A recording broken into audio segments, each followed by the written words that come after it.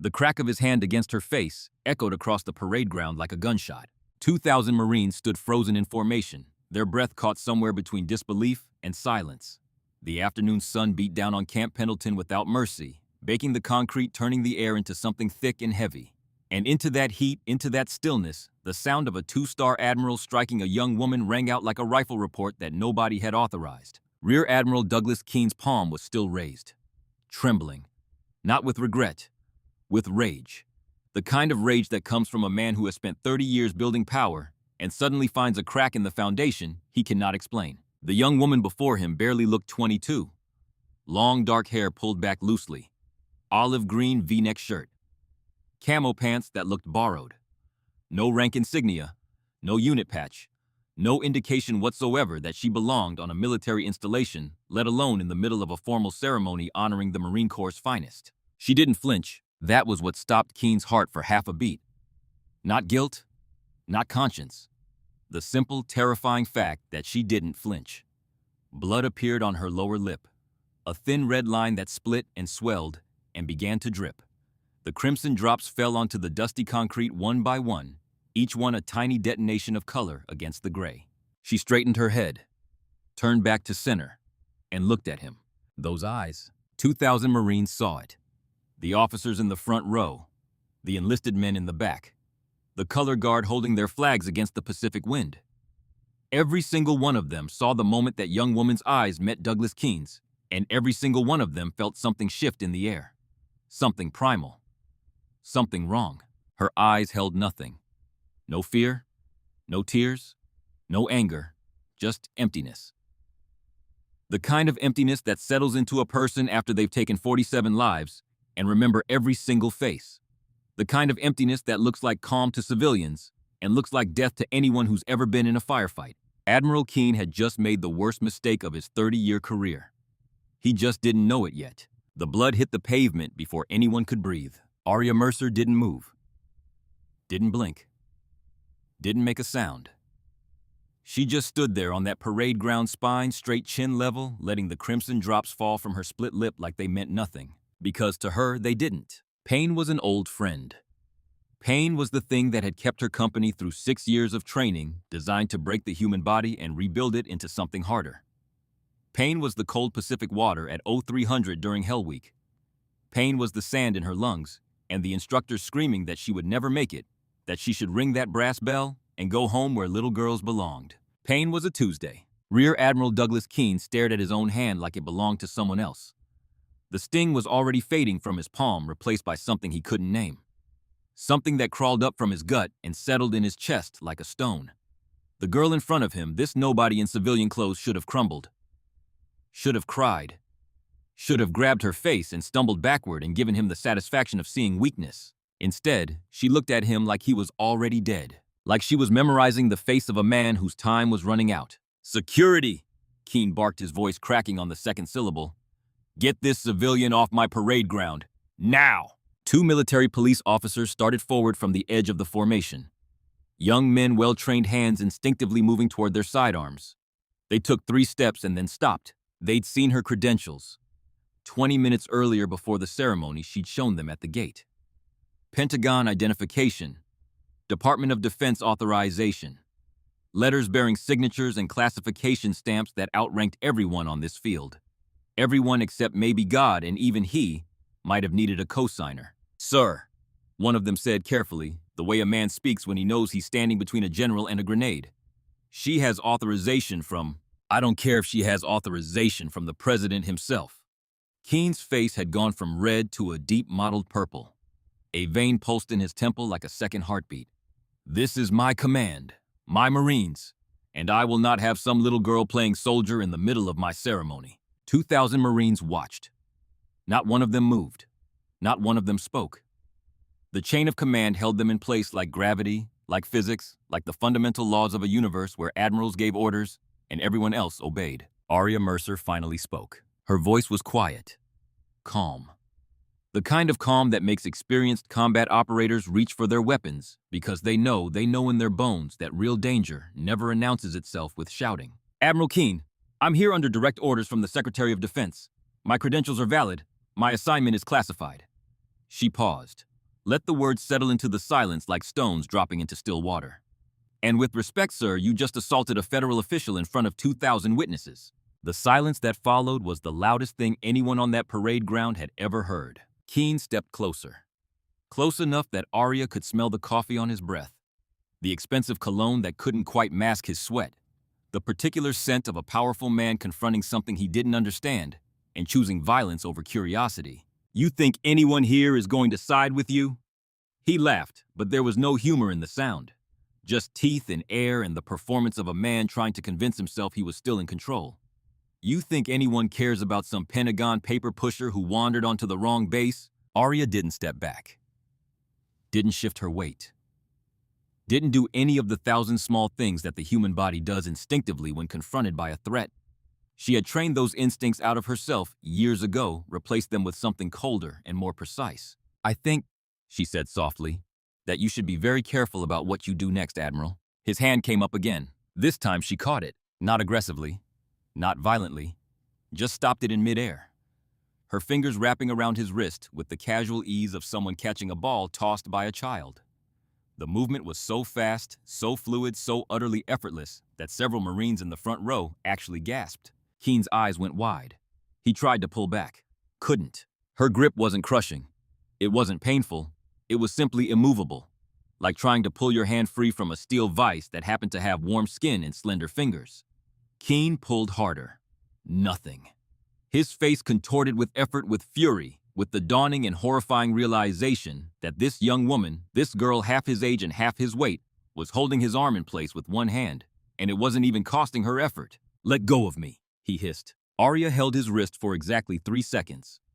She counted them in her head. 1 Mississippi, 2 Mississippi, 3 Mississippi. Long enough for him to feel the strength coiled in her grip like a cable under tension. Long enough for him to understand somewhere in the primitive part of his brain that still knew how to recognize a predator, that she could have shattered every bone in his wrist if she'd wanted to. Then she released him and stepped back. I apologize, Admiral. Reflexes? Her voice was still perfectly calm, still perfectly controlled, like they were discussing the weather or the quality of the base commissary's coffee. It won't happen again. She turned and walked away. 2,000 Marines watched her go. The sun caught her dark hair as the wind lifted it from her shoulders. Blood still dripped from her chin, leaving a trail of red dots on the concrete like breadcrumbs in a fairy tale that had gone terribly wrong. She walked with the unhurried stride of someone who owned every inch of ground beneath her feet, and the parade ground, the Marines, the Admiral, the whole vast machinery of the United States military seemed to part around her like water around the prow of a warship. Nobody moved. Nobody spoke. They just watched. And Admiral Douglas Keene stood alone on his parade ground, cradling his wrist, feeling the ghost of her grip like a handprint burned into his skin. From 50 feet away, identified his gait. From 50 feet away, identified his gait pattern from the slight favoring of his left knee, where a piece of shrapnel from Helmand Province still lived, and decided to let him in. That was either the bravest or the stupidest thing I've ever seen, Hollowell said, leaning against the doorframe. I'm not sure which. Arya looked at him in the mirror. Hollowell was 54 years old. Career Marine. Silver Star recipient from a firefight in Fallujah that nobody talked about because the classified details would make most people lose their lunch.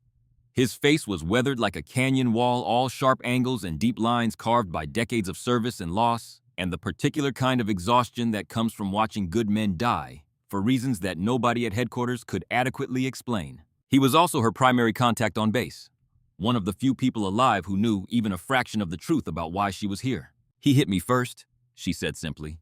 He's a 2-star admiral. You're supposed to be a civilian contractor. I'm supposed to be a lot of things. Hollowell sighed and walked closer. The bathroom fluorescents buzzed overhead, casting everything in that particular shade of institutional white that makes wounds look worse than they are. Let me see your face. Arya turned. The bruise was already forming on her jaw, spreading outward from the point of impact like a dark flower blooming beneath her skin. Purple at the center, angry red at the edges. Her lip had stopped bleeding, but it was swollen and split, the kind of wound that would heal, but would take its time about it. You should go to medical, Hollowell said. I've had worse. I know you have. That's what worries me. Arya turned back to the mirror and pressed a wet paper towel against her lip. The cold helped, but not much. The physical pain didn't bother her. She'd endured things that would break most people, and leave the pieces scattered across the floor of a padded room. What bothered her was the anger. 6 years of SEAL training. 6 years of learning to control every emotion, every impulse, every natural human reaction that the human body produces when it believes it's under threat. She had mastered fear, mastered pain, mastered the particular brand of loneliness that comes from living a life that doesn't officially exist. But right now, standing in this fluorescent bathroom with blood on her face, every instinct she possessed was screaming at her to walk back out onto that parade ground and put Marcus Douglas Keene in the ground. She breathed. In through the nose, out through the mouth. The same technique her father had taught her when she was 7 years old, crying in the kitchen because the boys at school said girls couldn't be soldiers. He'd knelt down this giant of a man with hands like shovels and eyes like the ocean, and he'd held her face and said 3 words. "Stay cold, baby girl. He's dirty, Colonel," Arya said quietly, watching her own reflection. The woman in the mirror looked young, looked fragile, looked like exactly what Keene had called her, a little girl playing soldier. That was the point. That had always been the point. You know it. I know it. That's why I'm here. Hollowell's jaw tightened. She could see it in the mirror, the way the muscles bunched along his mandible like cables pulling taut. He knew.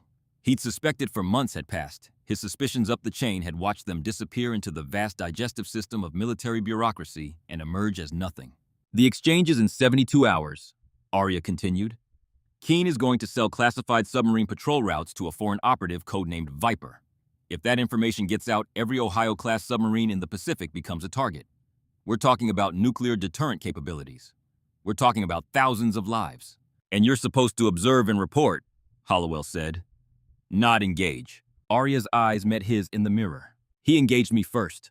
Arya. He sold the intelligence that killed my father, Colonel. I don't have proof yet, but I know it. I can feel it. Keene is the leak. He's been selling secrets for years, and my dad's team was just collateral damage. Hollowell was quiet. The bathroom faucet dripped. The fluorescence buzzed.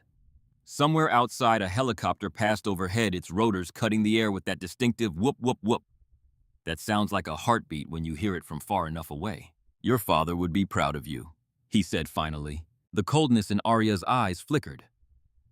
Just for a second. Just enough to show that somewhere beneath the operator, beneath the weapon, beneath the carefully constructed armor of indifference and control, there was still a 22-year-old woman who missed her dad. My father is dead, she said. Because of intelligence leaks. Because someone in the military sold information that got his team killed. 12 men went out. None of them came home. She straightened. The vulnerability was gone. Sealed behind whatever door she kept it behind. Locked with whatever key she'd forged in the fires of grief and rage, and 6 years of training that had turned a heartbroken teenager into the most lethal woman in the United States Armed Forces. So no, Colonel, I'm not going anywhere. I'm going to find out who's responsible. And I'm going to make sure they pay. Hollowell nodded slowly. He'd served with her father, briefly years ago. He remembered a big man with an easy laugh and hands that could field strip an M4 blindfolded, and also braid a little girl's hair with surprising tenderness. He remembered thinking that Ryan Mercer was one of those rare men who carried violence and gentleness in equal measure, like 2 halves of the same coin. What do you need? He asked. Time, access, and for you to keep Keene busy while I work. He's not going to let this go. He'll come after you. Arya smiled, but it didn't reach her eyes. It was the smile of a woman who had walked through fire and come out the other side and discovered that the other side was just more fire and that the walking never stops. I'm counting on it. She walked past him and out of the bathroom, leaving Hollowell alone with the dripping faucet and the buzzing lights and the uneasy feeling that he had just watched something begin that couldn't be stopped. Something that would change everything. Something that would burn. The Pacific sunset was painting the sky in shades of orange and purple when Arya reached the far edge of the base where the desert scrubland met the rocky coastline, and the wind carried the smell of salt and sage and the faintest trace of diesel fuel from the motor pool a mile to the south. She stood alone on the bluff looking out at the ocean. The same ocean her father had swum in during his own BUD/S training decades ago. The same cold, merciless, beautiful water that had tried to kill them both and failed. She pulled out her phone. Encrypted line. Speed dial 1. Control, this is Ghost. I need an update. The voice on the other end was familiar. Commander Diane Holt, her handler at Naval Special Warfare Command. A woman whose voice carried the particular weariness of someone who has spent 20 years sending young people into danger and waiting to see which ones come back. Ghost, we've been monitoring the situation. Are you compromised? Negative. But Keen is forcing me into the Marine Raider assessment. Starts tomorrow. Runs 3 days. Silence on the other end. The kind of silence that happens when someone who understands timelines realizes that the timeline has just collapsed. That's the same window as the exchange. I know. Can you do both? Arya watched the sun sink below the horizon. The last sliver of orange light caught the wavetops and set them on fire. And for a moment, the entire Pacific Ocean looked like it was burning. I don't have a choice. If I withdraw from the assessment, I lose access to the base. If I lose access, Keen makes the exchange and disappears before we can touch him. We could extract you, send another team. No time. And no one else has my access. No one else has spent 3 months building this cover. She paused. The wind picked up, whipping her dark hair across her face, stinging the cut on her lip. Besides, this is personal now. He sold the intelligence that killed my father. I don't have proof yet, but I can feel it in my bones. Keen is the leak. He's been selling secrets for years, and my dad's team was just collateral damage. Holt was quiet for a long moment. The encrypted line crackled faintly. If that's true, if you can prove it, I will. I just need 3 days. All right, but Ghost, be careful. Keen is connected. If he finds out who you really are, he won't. He sees what everyone sees. A young woman, a civilian, someone to be dismissed and underestimated. That's always been my greatest weapon. She hung up before Holt could respond. The stars were beginning to emerge now, one by one, like sentries taking their posts across the darkening sky. Arya reached under her shirt and pulled out a thin silver chain. On it hung 2 dog tags scratched and worn smooth by years of handling the raised letters, nearly illegible from the thousands of times her thumb had traced them like a prayer. Mercer Ryan J. Master Chief Petty Officer. United States Navy SEAL. She pressed them against her lips. The metal was warm from her body heat, carrying the faint taste of steel and sweat and something else, something she couldn't name but recognized instantly. The smell of her father. Or maybe just the memory of it. After 3 years, it was hard to tell the difference. 3 years, Dad? She whispered into the wind. 3 years since you died, and I still don't know why. But I'm going to find out. I promise. She closed her eyes. Behind them, she saw him. Not as he was in the photograph they'd shown her at the memorial, stiff and formal in his dress whites, but as he really was. The big man in the worn flannel shirt who made pancakes on Sunday mornings and couldn't carry a tune to save his life, but sang anyway loudly and badly because it made her laugh. The man who taught her to shoot at age 8 and to fight at age 10 and to swim in the open ocean at age 12, not because he wanted her to be a warrior, but because he knew she would become one whether he helped or not. And if his daughter was going to walk into the darkness, she was going to walk in armed. Whoever is responsible, she whispered, and her grip on the dog tags tightened until her knuckles went white and the chain bit into the skin of her palm. They're going to pay. The ocean crashed against the rocks below. The wind howled through the scrub brush. The stars multiplied overhead until the entire sky was burning with cold, distant light. Arya Mercer stood on the edge of that cliff for a long time, holding her father's dog tags, making promises to a dead man. Then she tucked them back under her shirt, turned toward the base, and began to walk. Tomorrow would be brutal. 3 days of hell awaited her, designed by decades of institutional sadism to break the strongest men in the United States Marine Corps. She would be tested, tortured, pushed to the razor edge of human endurance, and expected to shatter. She smiled into the darkness. They had no idea what they were dealing with. In his private office on the 2nd floor of the command building, Admiral Douglas Keene stood at the window, watching the last light die over the Pacific. His hand was still tingling where she'd grabbed him. That grip, that impossible, inhuman grip, like being caught in machinery, like reaching into a moving engine and having it grab back. Who the hell was she? He'd pulled her file immediately after the ceremony, had his aide run it through every database the Navy maintained. The results were frustratingly thin. Elena Vance, that was the name on her credentials, though he doubted it was real. 22 years old Pentagon contractor specializing in tactical assessment and training evaluation. Security clearance so high that half her file was black bars and redaction stamps. No military service on record, no combat experience, no history whatsoever that explained how a girl who looked like she should be sitting in a college lecture hall could move like that, could look at him like that, like she was measuring him for a coffin. His secure phone rang, the one with no number. The one that only 3 people in the world could call.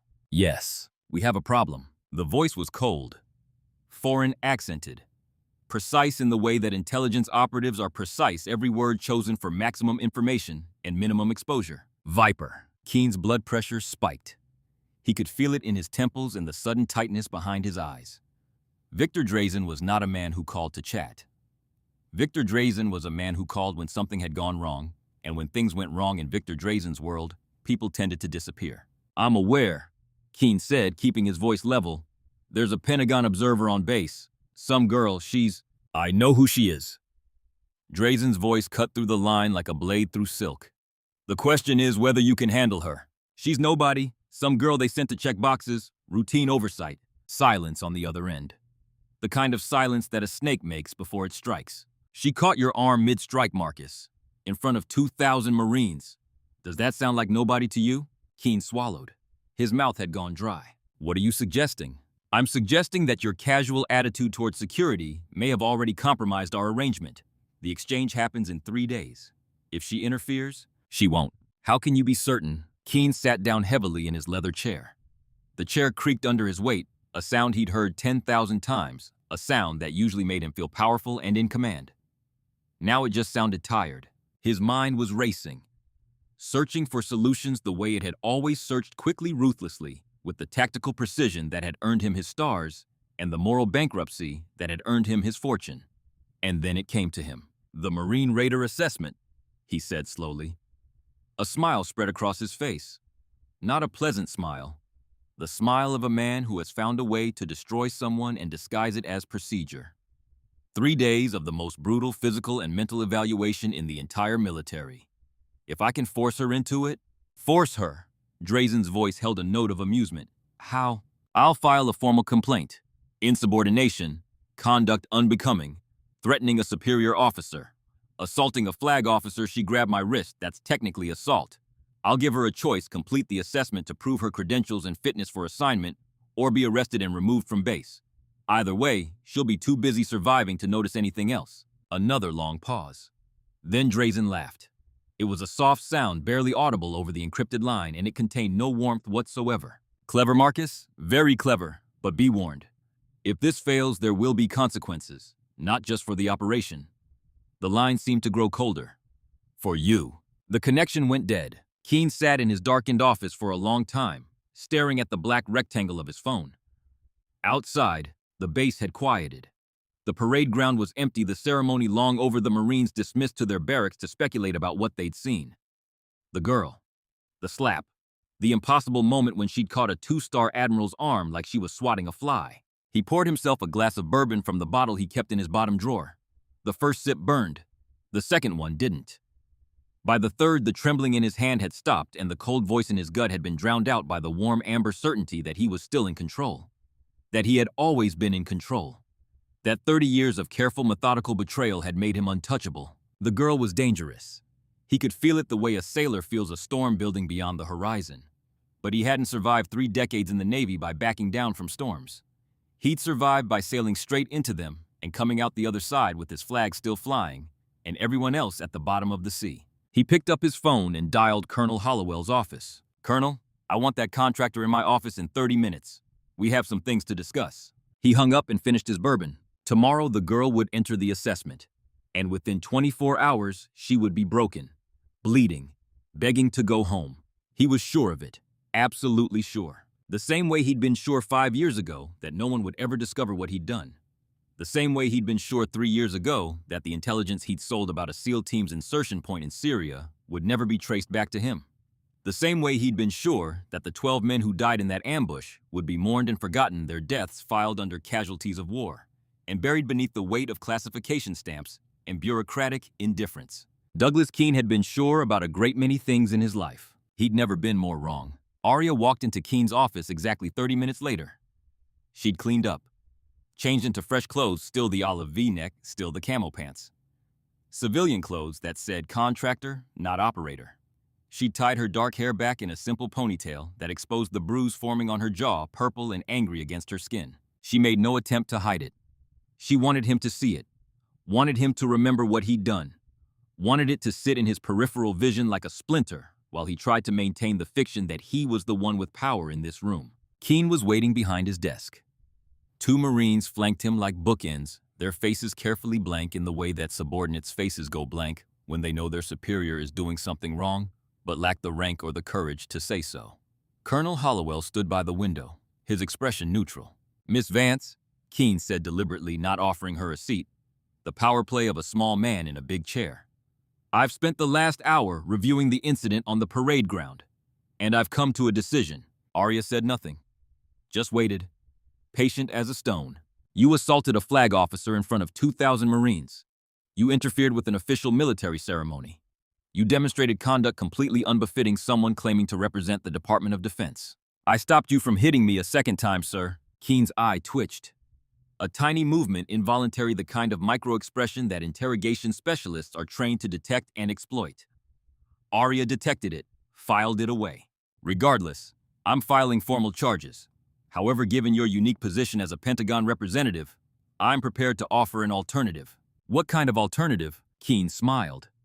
It was the smile of a predator who believes he's cornered his prey and is savoring the moment before the kill. The smile of a man who has confused authority with strength, rank with righteousness, and a uniform with virtue. The Marine Raider Assessment, 3 days of physical and mental evaluation. The same test we use to select our most elite Special Operations Marines. The most demanding evaluation in the United States military. He leaned forward. "If you complete it successfully, I'll drop all charges and allow you to continue your assignment on my base." Hollowell stepped forward. "Sir, that's completely—" "I wasn't talking to you, Colonel." Arya's expression didn't change. Not a flicker, not a tremor. She could have been carved from marble. "And if I refuse, then I'll have you arrested for assaulting a superior officer. You'll be removed from base in handcuffs. Your security clearance will be revoked, and whatever little assignment brought you here will be terminated immediately." He spread his hands wide, the gesture of a man presenting what he believes is an impossible choice. "The decision is yours." The room went quiet. The two Marine guards were watching Arya. Hollowell was watching Arya. Keene was watching Arya, his predator's smile fixed in place, his eyes gleaming with the particular joy of a bully who believes he has found the one threat his victim cannot counter. This was the moment Douglas Keene lived for. The moment when his enemies realized they had no options left. Arya Mercer was quiet for exactly 10 seconds. Then she laughed. It wasn't a nervous laugh. It wasn't a defiant laugh. It wasn't the brittle performative laugh of someone who wants to appear unafraid. It was the genuine, warm, thoroughly amused laugh of a person who has just been told a very good joke. "What's so funny?" Keene demanded. His smile had slipped. "Nothing, Admiral. I just find it genuinely interesting that you think 3 days of physical discomfort is going to intimidate me." She stepped closer to his desk. 1 step, 2. Close enough to see the bourbon stain on the corner of his blotter. Close enough to smell the liquor on his breath. "I'll do your assessment.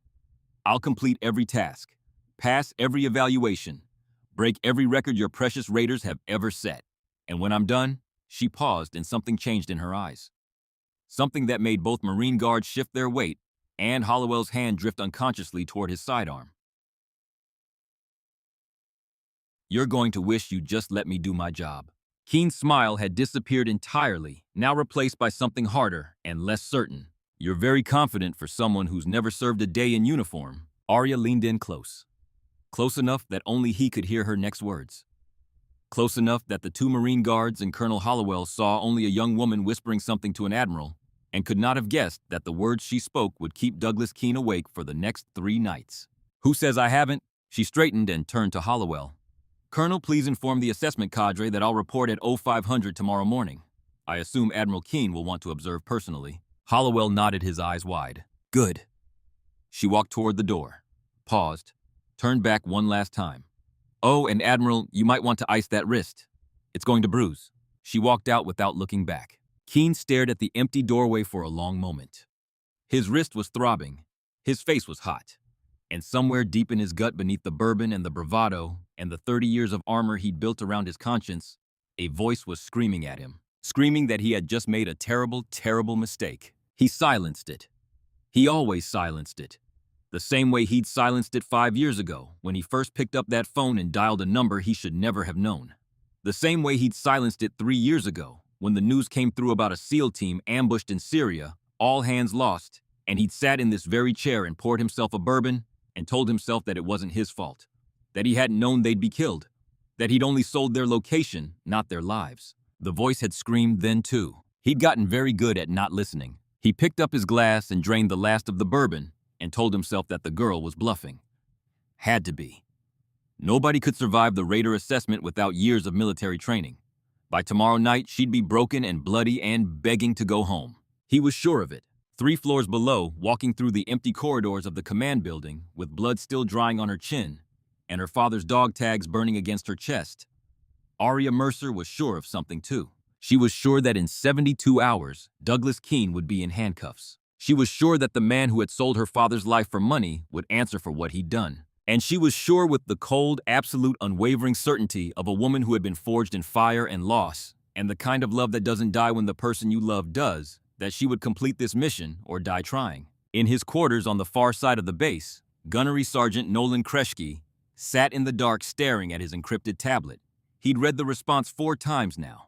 Each time the words hit him like a physical blow. Elena. Vance file classified level 7. Access denied. Stop all inquiries immediately. Do not approach subject. Do not discuss with anyone. This message will be deleted in 60 seconds. Level 7. Kreschke had been force reconnaissance for 20 years.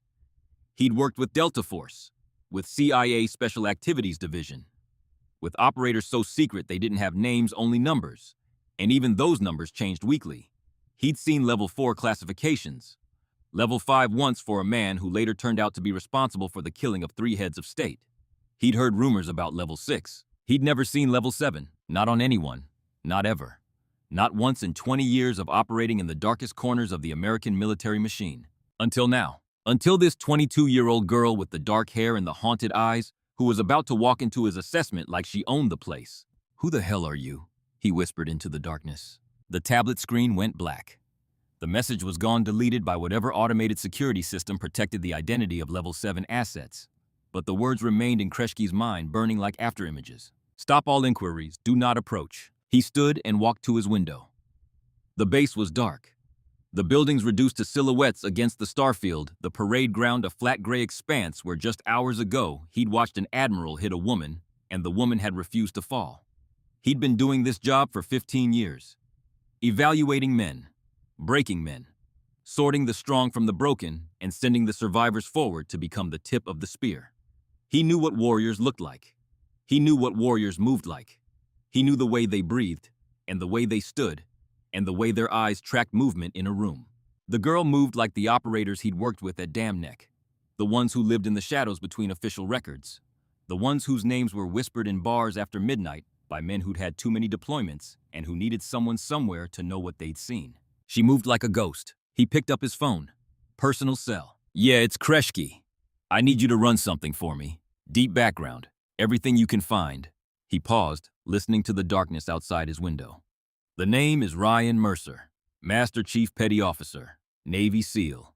Died in Syria approximately 3 years ago during a classified operation." He listened for a moment to the voice on the other end, and Jim cross-referenced it with any intelligence leaks that might have been connected to his mission. "I don't care what protocols you have to break."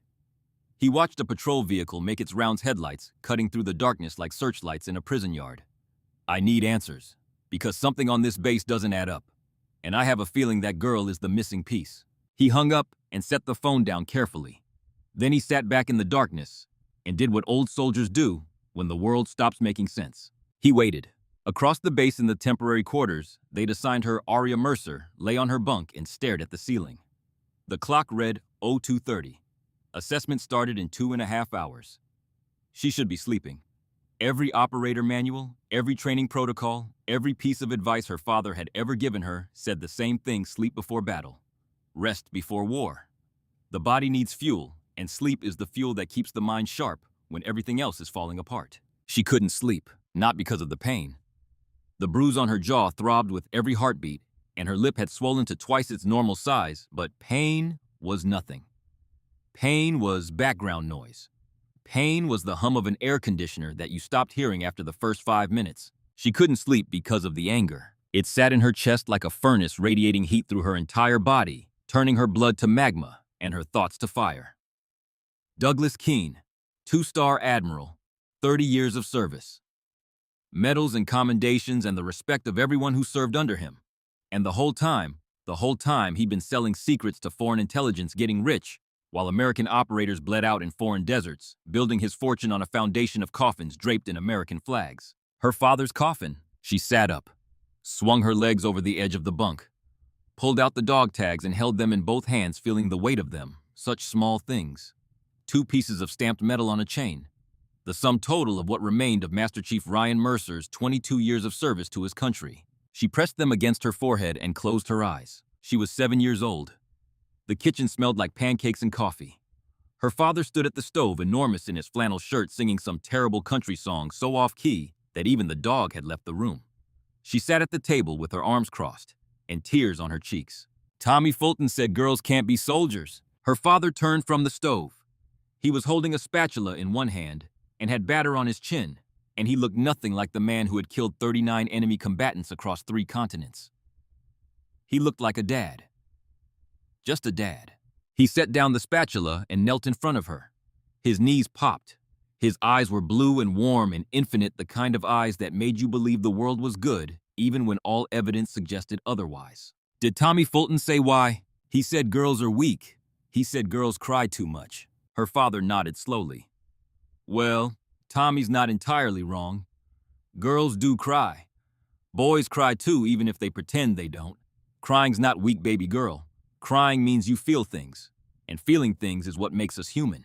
But what about being a soldier? He smiled, the big crinkled lopsided smile that was her favorite thing in the world.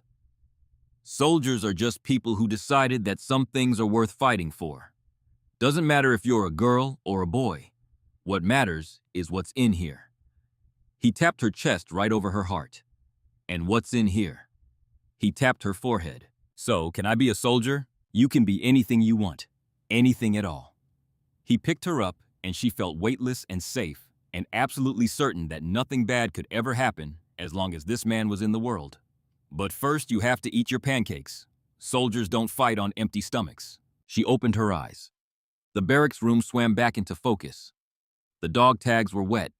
She realized she was crying, and she let herself cry because it was dark, and she was alone, and in 2 hours she would put the mask back on and become Ghost, and there would be no more room for tears. I'm going to find them, Dad, she whispered. The people who killed you. I'm going to find every single one of them, and I'm going to make sure they pay. She wiped her eyes, took a breath, then another.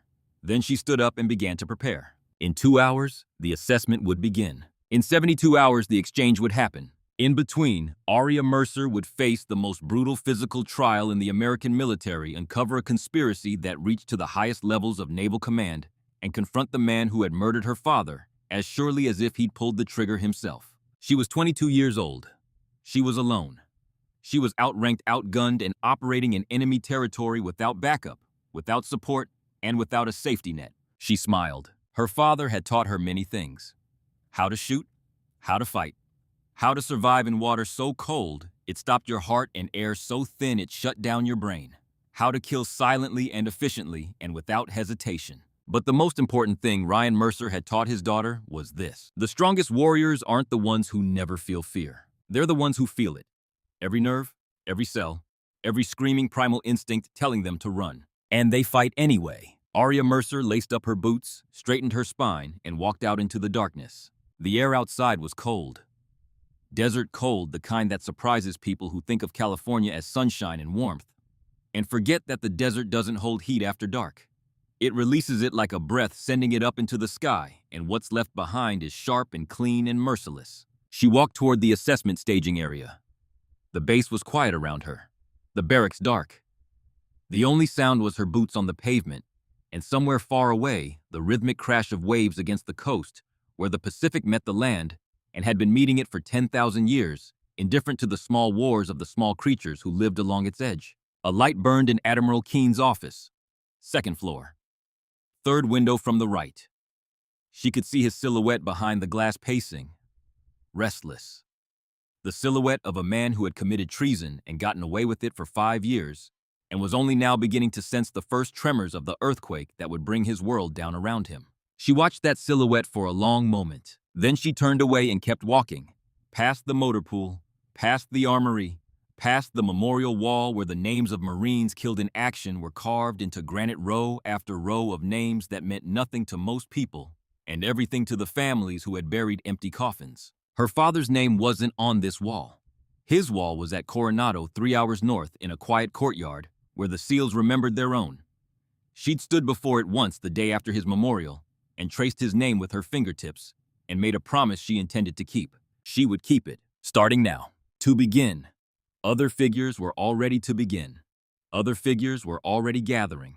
She could see them moving in the pre-dawn darkness, nervous, restless, the way men move when they know that suffering is coming and have decided to face it anyway. She joined them, found a spot at the edge of the group, stood still, breathed.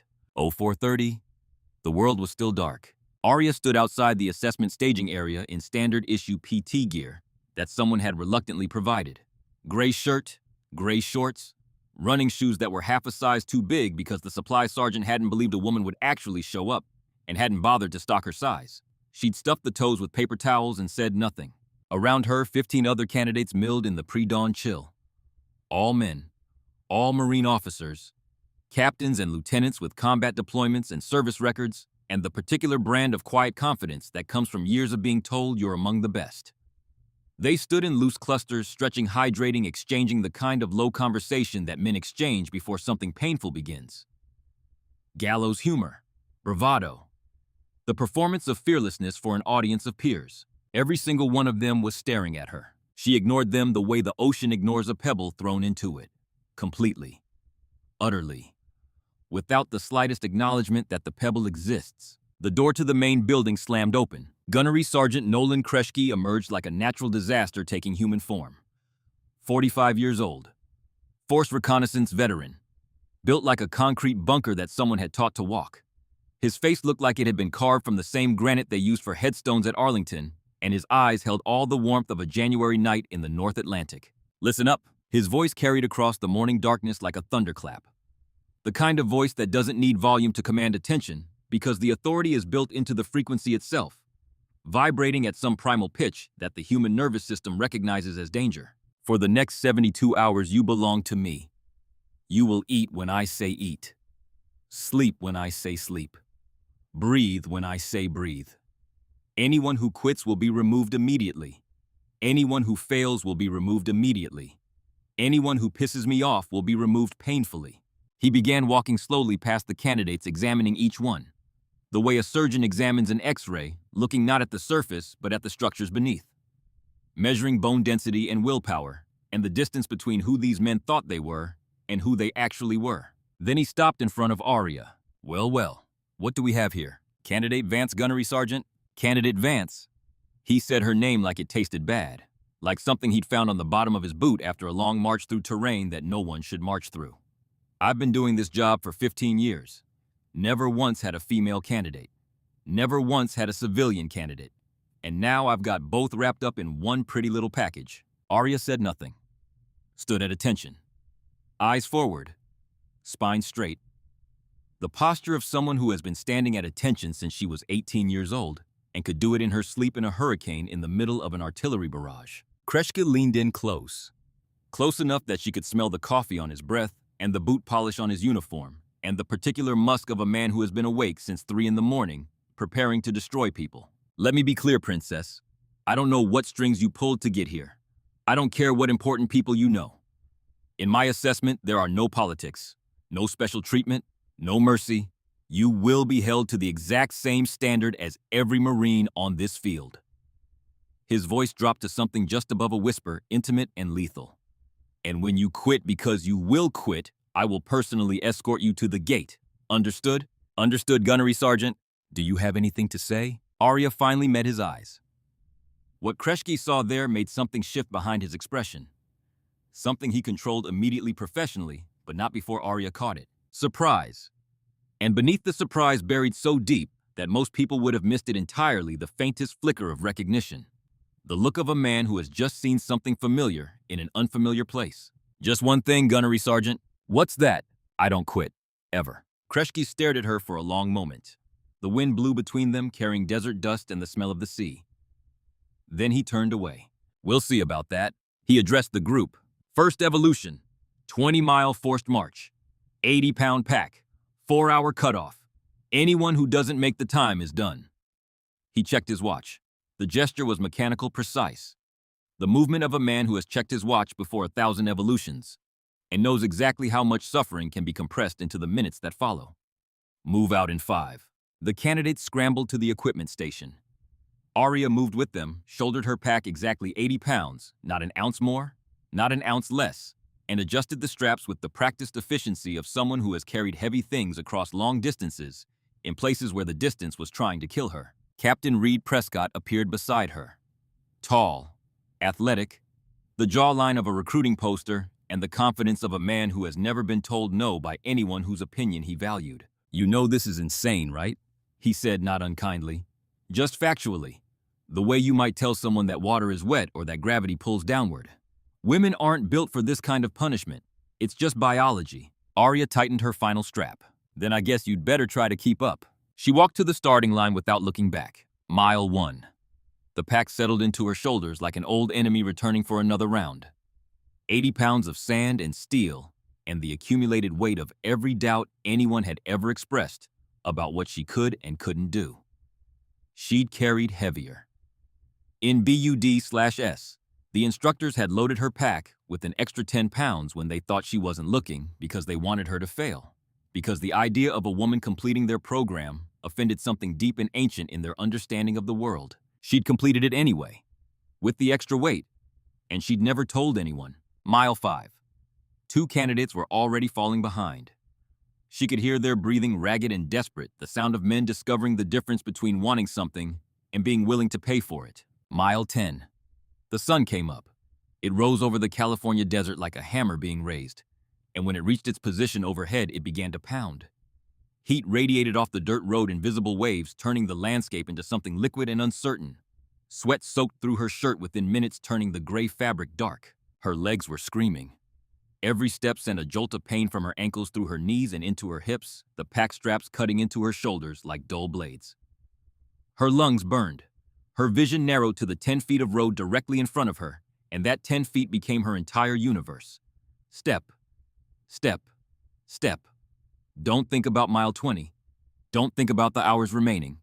Think about this step, this breath, this heartbeat. Mile 15. 3 candidates had dropped out. 2 more were flagging badly, stumbling along at the back of the pack like wounded animals who hadn't yet accepted that they were finished. Arya was in 3rd place. The 2 men ahead of her were bigger, longer-legged, carrying their packs with the grim determination of men who would rather die than lose to a woman. Gunnery Sergeant Kreschke drove alongside in a Humvee, watching the candidates through wraparound sunglasses that hid his eyes but not his attention. Every few minutes, his head would turn toward Arya, watching, waiting, measuring the distance between her current pace and the moment she would break. She never gave him the satisfaction. At mile 17, something shifted inside her. The pain didn't disappear. It never disappeared, but it changed. It became fuel instead of friction, pushing her forward instead of holding her back. She'd felt this before in the ocean during Hell Week, in the mountains during winter warfare training, in the Syrian desert during her 2nd deployment, when she'd carried a wounded teammate 4 miles to extraction with 2 cracked ribs and a dislocated shoulder. The body has limits. The mind doesn't. Her father had taught her that. "Picking up the pace," she called out, not to anyone in particular, not as a boast, just a statement of fact like a weather report. She surged forward, passing the 2 men ahead of her. Her stride lengthened. Her breathing steadied. The pack that had been crushing her for 17 miles became part of her body, an extension of her will. "What the hell are you doing?" one of the men gasped as she passed him. "Finishing first." She opened up, ignoring the agony in every muscle, pushing harder than she had since BUD/S. The desert wind tore at her face. The sun hammered down without mercy. The road stretched ahead like a ribbon of pain that had no end. She crossed the finish line with 8 minutes to spare. Kreschke was waiting. His sunglasses were off now, and his face was unreadable in the way that a locked vault is unreadable. Whatever was inside, he wasn't letting anyone see it. "Time," he said flatly. 3 hours, 52 minutes. Best female time in the history of this assessment. Arya straightened. Her breathing was hard, but controlled, each inhale and exhale measured and deliberate, the respiratory discipline of an operator who knows that showing exhaustion is the same as showing weakness. "What's the best time overall?" Kreschke's eyes narrowed. Something moved behind them. 3:45. 7 minutes. She'd missed the overall record by 7 minutes. The other candidates were still struggling and appearing one by one over the crest of the final hill, like survivors of a shipwreck crawling onto shore. But in that moment, it was just the two of them. The evaluator and the evaluated. The question and the answer. "Who are you?" Kreschke asked quietly.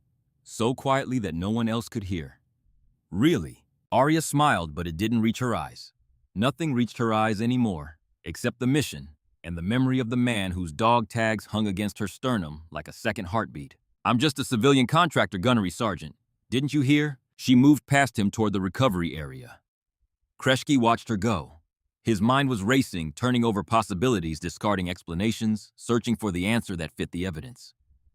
He'd seen that kind of performance before. That kind of mechanical efficiency. That kind of absolute terrifying control over a body that should have been broken hours ago. But he'd only seen it in one place. The teams. Navy SEALs. He thought about the Level 7 classification. About the way she'd moved on the parade ground when she caught Keen's arm. About the look in her eyes that wasn't emptiness at all, but the opposite of emptiness. A fullness so dense, so compressed, so loaded with training and violence and grief that it looked like nothing because the alternative was looking like everything. Across the base in his air-conditioned office with the bourbon still open on his desk and the blinds drawn against the afternoon sun, Admiral Douglas Keene received his first report on the assessment. He'd been expecting a phone call. A brief, satisfying report that the civilian woman had collapsed at mile 3 or 5 or maybe 8 if she was tougher than she looked. He'd been expecting to hear the words "withdrew" or "medical evacuation" or "requested removal." He'd been planning his next steps. The paperwork to have her credentials revoked. The call to Drazen confirming that the obstacle had been removed. The quiet satisfaction of a problem solved through superior strategy. Instead, his aide stood in the doorway, looking like a man trying to deliver bad news to a king. "She finished the march." Keen's voice was incredulous. The voice of a man who has just been told that gravity has taken the day off and isn't coming back. "In under 4 hours." "Yes, sir," his aide confirmed. The words came out carefully, the way words come out when the speaker knows that the listener doesn't want to hear them. "Third fastest time today. Fastest female time in assessment history. She finished ahead of 12 of the 15 male candidates." Keene stared at the wall. His mind worked the problem the way it always worked problems, clinically ruthlessly discarding possibilities that threatened his worldview and selecting only the interpretations that supported his desired conclusion. She was in good shape. That was all. Some Pentagon desk jockey who ran marathons on weekends and did CrossFit and had gotten lucky with adrenaline and stubbornness. It happened sometimes. Willpower could carry a person further than biology should allow temporarily. Temporarily was the key word. By tomorrow, the real evolutions would begin. Hand-to-hand combat. Stress inoculation. Sleep deprivation. The things that broke men twice her size and left them sobbing on the floor begging for it to stop. She would fail then. She had to fail then. Because if she didn't, if she completed the assessment and stayed on base with her Pentagon credentials and her classified assignment, and those eyes that looked at him like she could see through his skin to the rot beneath, everything he'd built over the last 5 years was at risk. The deals, the money, the careful web of betrayal that had made him a very wealthy man and a very empty one, though he never thought about the empty part. He picked up his secure phone, the one with no number. "It's Keene. We may need to accelerate our timeline." He paused. "And we may need to take more direct action regarding our visitor." On the other end of the line in a location that couldn't be traced. Victor Drazen listened carefully. "What kind of action?" he asked. Keene stared at his reflection in the window. The man looking back at him was 61 years old with silver hair and a jaw like a ship's prow, and the dead eyes of someone who had stopped seeing other human beings as human beings a long time ago. The permanent kind. Day 2. 0500. Hand-to-hand combat evaluations. The training facility smelled like sweat and rubber matting and the metallic tang of anticipation that hangs in the air before violence. Arya stood in the center of the training mat, surrounded by the 11 remaining Marine officers. The first day had earned her grudging respect from a few. The forced march, the impossible time, the way she'd accelerated when every fiber of logic said she should have been slowing down. Some of them were beginning to wonder, beginning to question the assumptions they'd carried into this assessment like luggage they didn't know they were holding. The rest still thought she was a joke. That was about to change. "Combat evaluation," Gunnery Sergeant Kreschke announced. "Each candidate will face 3 opponents, Marine Raider instructors. Full contact. No pads, no mercy. Tap out or knockout ends the round. He turned to Arya. Candidate Vance, you're first. Of course she was. Arya walked to the center of the mat. Her first opponent was already waiting. Staff Sergeant Colburn, 6'2", 220 pounds of muscle built by years of boxing and brawling, and the particular brand of physical supremacy that large men develop when they've never met anyone they couldn't intimidate with size alone. He was grinning. The grin of a boy on Christmas morning who's just been given exactly the toy he wanted. Nothing personal, sweetheart, he said, bouncing on his toes, rolling his shoulders. But this is going to hurt. Arya didn't respond. She settled into her stance, relaxed, balanced. Weight distributed evenly across both feet, hands up but not clenched, body loose in the way that a coiled spring is loose still, but loaded with potential energy that could be released in any direction at any speed. Kreschke blew the whistle. Colburn came in fast. He was a boxer, and he fought like a boxer, closing distance with a textbook jab-cross combination that carried enough force to knock a grown man unconscious. The jab was technically perfect. The cross was devastating. Together, they represented the distilled violence of 15 years of combat training. Arya slipped both punches by millimeters, not inches. Millimeters. The kind of margin that exists only in the space between exceptional and impossible. Colburn's fist passed so close to her face that she felt the wind of it on her cheek, and then she was inside his guard, and the fight was over before it started. Elbow to the solar plexus. Surgical. Precise. The kind of strike that doesn't just hurt, but shuts down the nervous system's ability to process anything except the overwhelming fact of pain. Colburn doubled over his lungs, emptying in a single explosive gasp. Before he could recover, before his brain could send the signal to his body to protect itself, knee to the face. Forearm across the throat. Leg sweep that took his feet out from under him like someone had pulled a rug. And then she was on top of him. Her arm locked around his neck in a textbook rear naked choke that compressed his carotid arteries with the calm efficiency of a mechanic turning off an engine. 3 seconds later, Colburn tapped. Total time 11 seconds. The room went silent. Not quiet, silent. The absolute absence of sound that occurs when a large number of people simultaneously stop breathing. Arya stood and walked back to her starting position. Her breathing hadn't changed. Her expression hadn't changed. She looked like she'd just finished tying her shoes, not dismantling a trained Marine, in less time than it takes to pour a cup of coffee. Next, she said quietly. Kreschke stared at her. He'd seen that technique before. That exact sequence. Elbow, knee, forearm, sweep, choke. It was SEAL hand-to-hand advanced level. The kind of combatives they only taught at Coronado in windowless rooms with padded floors to operators who had already proven themselves in combat. It wasn't in any manual that a civilian could access. It wasn't taught at any gym or dojo or self-defense seminar. It was a killing art refined by decades of special operations experience, and this 22-year-old woman had just executed it with the casual perfection of someone who'd been doing it her entire life. He sent in his second instructor, Sergeant First Class Hargrave, Brazilian Jiu-Jitsu black belt, 3 tours in Afghanistan, a man who had submitted opponents at the highest levels of military combatives competition, and who moved on the ground like water finding its way through cracks. Hargrave lasted 19 seconds. The third instructor, Master Sergeant Trennick, former Army Ranger holder of the current base record for combatives victories, lasted 23. When it was over, Arya stood alone on the mat. 3 men lay around her in various states of consciousness and regret. Colburn was sitting up, holding his throat, breathing in ragged gasps.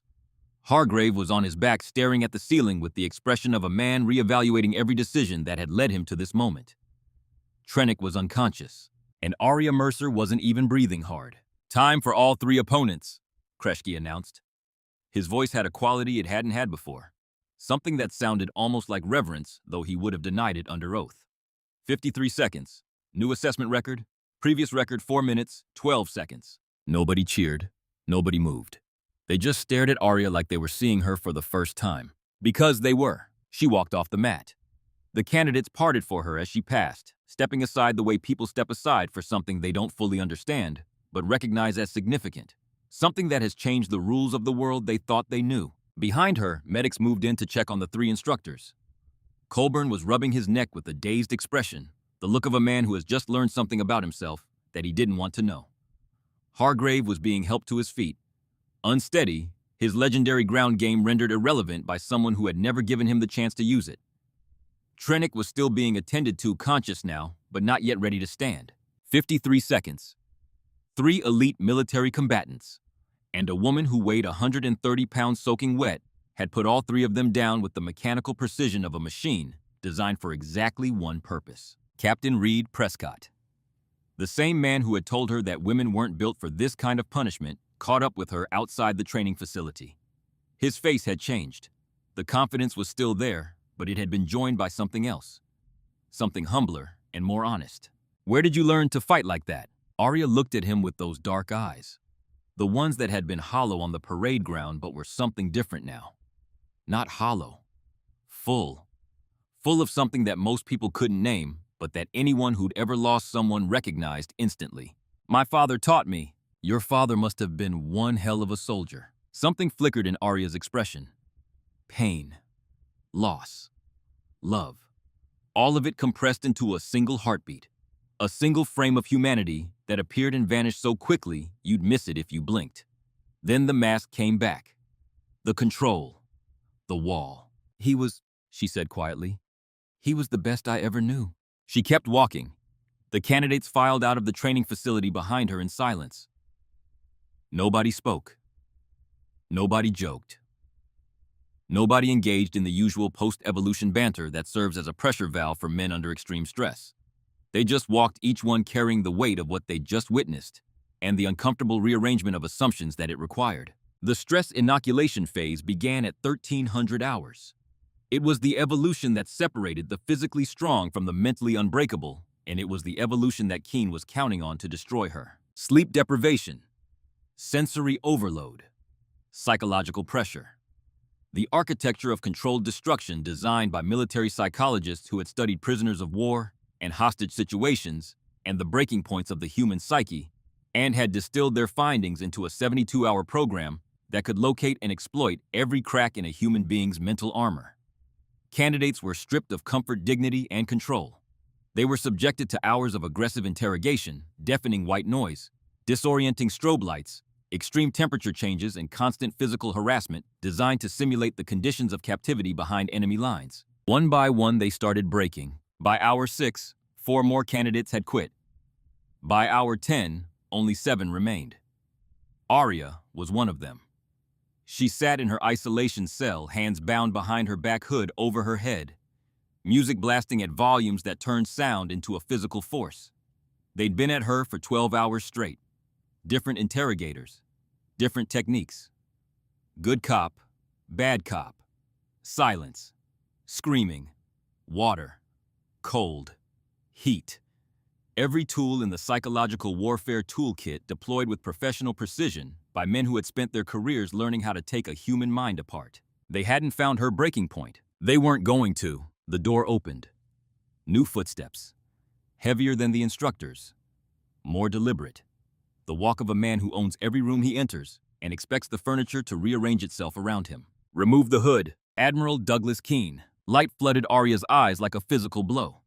She blinked twice, adjusted, and found herself face to face with the man who had slapped her 48 hours ago, standing in this small room with the concrete walls and the single overhead bulb, looking at her with the expression of a man examining an insect under a magnifying glass. Leave us, Keene ordered the guards.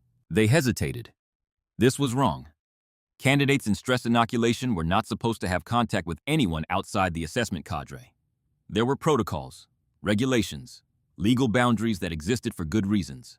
I said leave us. They left. Keene pulled up a metal chair and sat directly in front of Arya, close enough that she could see the vein pulsing in his temple, close enough to smell the bourbon on his breath. He'd been drinking not much, but enough to sand the edges off whatever he was about to do. Close enough to see the cold calculation behind his eyes. I've been watching you, he said softly. The march, the combat evaluations, the way you've handled everything they've thrown at you. He leaned closer and his shadow fell across her face like a hand. You're not a civilian contractor, are you, Miss Vance? Arya's face remained blank. The blankness of a professional. The blankness that takes years to perfect and seconds to shatter if you let the wrong emotion through. I don't know what you mean, Admiral. Don't play games with me. His voice hardened. I've spent 30 years in this Navy.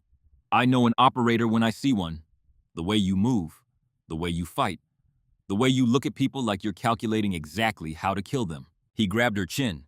His fingers dug into the bruise he'd left 2 days ago, and the pain flared bright and sharp, but Arya's expression didn't change, didn't flicker.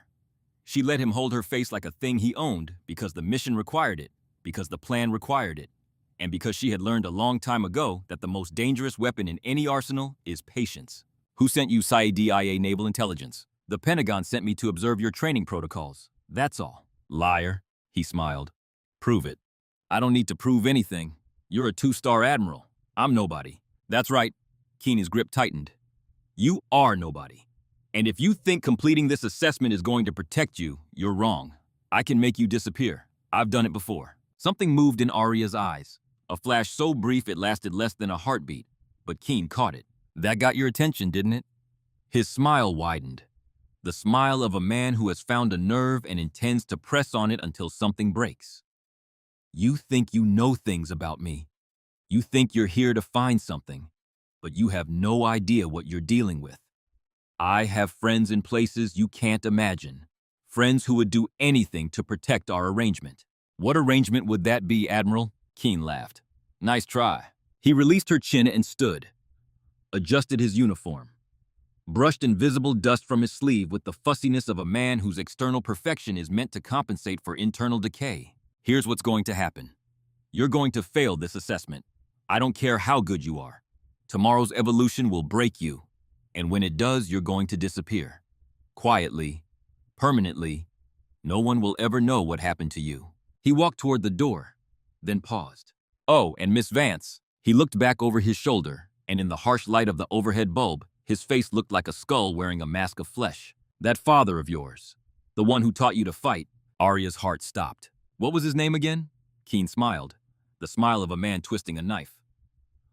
Ryan Mercer, Master Chief Petty Officer, Navy SEAL. Died in Syria 3 years ago during a classified operation. He let each word land like a separate blow. Such a tragedy. Intelligence leak, wasn't it? Someone sold his team's location to the enemy. 12 men.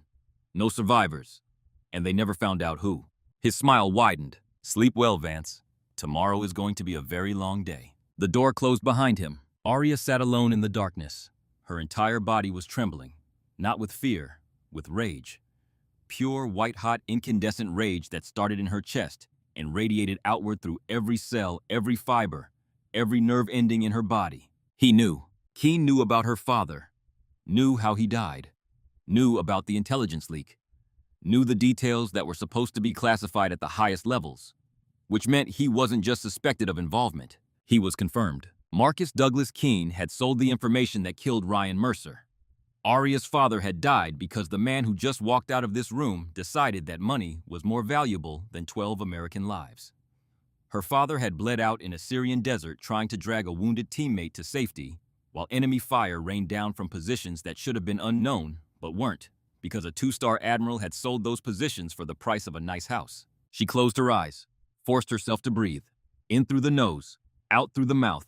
The same rhythm, the same technique. But the cold wouldn't come. Not this time. The fire was too strong.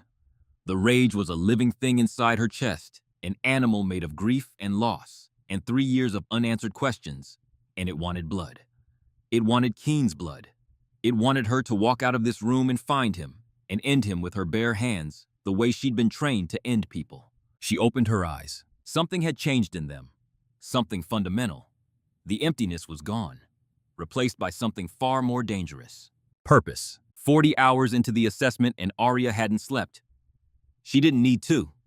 The rage was keeping her awake, keeping her sharp, keeping her focused on the single goal that now consumed her entire existence. Douglas Keen was going to pay. Not just for the treason, not just for the secrets he'd sold, but for her father. For Ryan Mercer, who had died alone in a Syrian desert because a 2-star admiral had decided that money was worth more than honor. The other candidates had noticed the change in her. They kept their distance now, watching her with a mixture of awe and wariness. Even Kreshki seemed unsettled, his usual granite demeanor cracked by something that looked almost like concern. Candidate Vance? He found her during a rare break between evolutions. You need to sleep. You've been awake for almost 2 days. I'm fine. You're not fine. You're operating on adrenaline and willpower. That's a bridge with no supports. It holds until it doesn't, and when it goes all at once. Arya turned to look at him. Really look at him. And Kreshki saw something in her eyes that made his breath catch. Not the emptiness, not the combat focus. Something raw. Something human. Something that had been locked away behind the operator's mask and was now for the first time pressing against the glass. Gunnery Sergeant, do you have children? The question caught him off guard. In 15 years of running this assessment, no candidate had ever asked him a personal question. They were too exhausted, too broken, too focused on survival to waste breath on conversation. 2 daughters, 12 and 15. Would you die for them? Without hesitation. Would you kill for them? Kreshki let the question hang between them in the gray morning air, and he understood with the instinct of a man who has spent 2 decades reading people that his answer mattered. That she was not making conversation. She was making a decision. If someone threatened my girls, he said slowly, yeah, I'd kill for them. I'd burn down the whole world. Arya nodded. The movement was slow, deliberate, the nod of a person who has just heard the answer she needed to hear. My father felt the same way about me. He spent 18 years teaching me everything he knew. How to shoot, how to fight, how to survive in water and sand and darkness and fear. He made me who I am. She paused. The wind blew across the assessment grounds carrying dust and the smell of the distant Pacific. And then someone took him away from me. Sold information that led to his death. Sold the location of his team to people who were waiting with rifles and RPGs, and the advanced knowledge of exactly where 12 American operators would be at exactly what time. Kreshki's face had gone white. That someone is still walking around free gunnery sergeant, wearing a uniform, collecting a salary, accepting salutes from men and women who have no idea that they're saluting a traitor. She stood and looked toward the command building where Keen's office occupied the 2nd floor, like a spider occupying the center of its web. I'm going to find that person. And when I do, I'm going to make sure they answer for what they did. Not just to my father, to every operator who's ever died because someone in their own military decided that money was worth more than loyalty. She turned and left him standing there. The wind blew. The sun rose higher.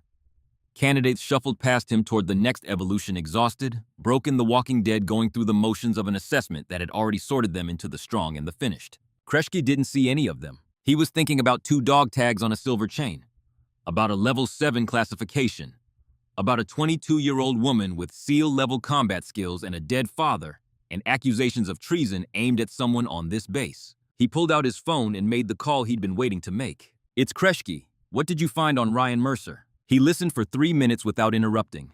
When the voice on the other end finished, Kreshki closed his eyes. Cross-reference it with Admiral Keen's travel records and communication logs for the same period. And get me everything on a woman operating under the cover name Elena Vance. He paused.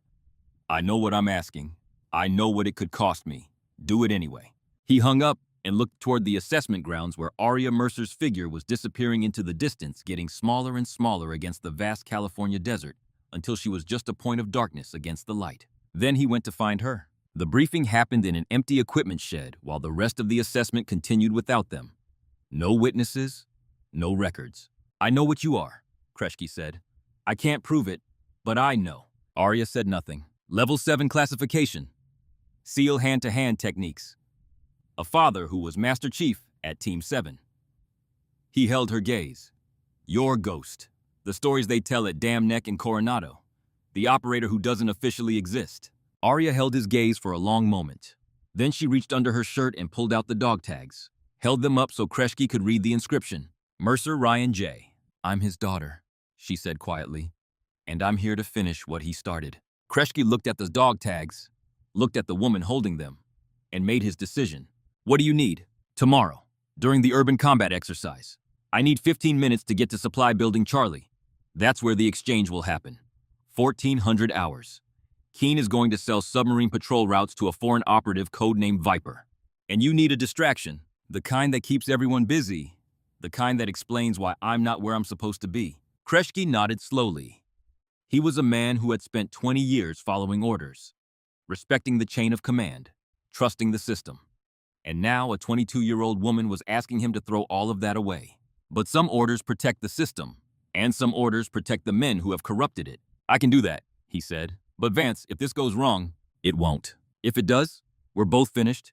Court-martial, prison, everything. Arya put her father's dog tags back under her shirt. The metal was warm against her skin. The weight of them was familiar and grounding like an anchor, keeping her connected to the man who had given her everything and asked for nothing except that she be brave. My father gave his life for this country, Gunnery Sergeant. He died believing in the uniform, believing in the people he served with, and one of those people betrayed him. She straightened.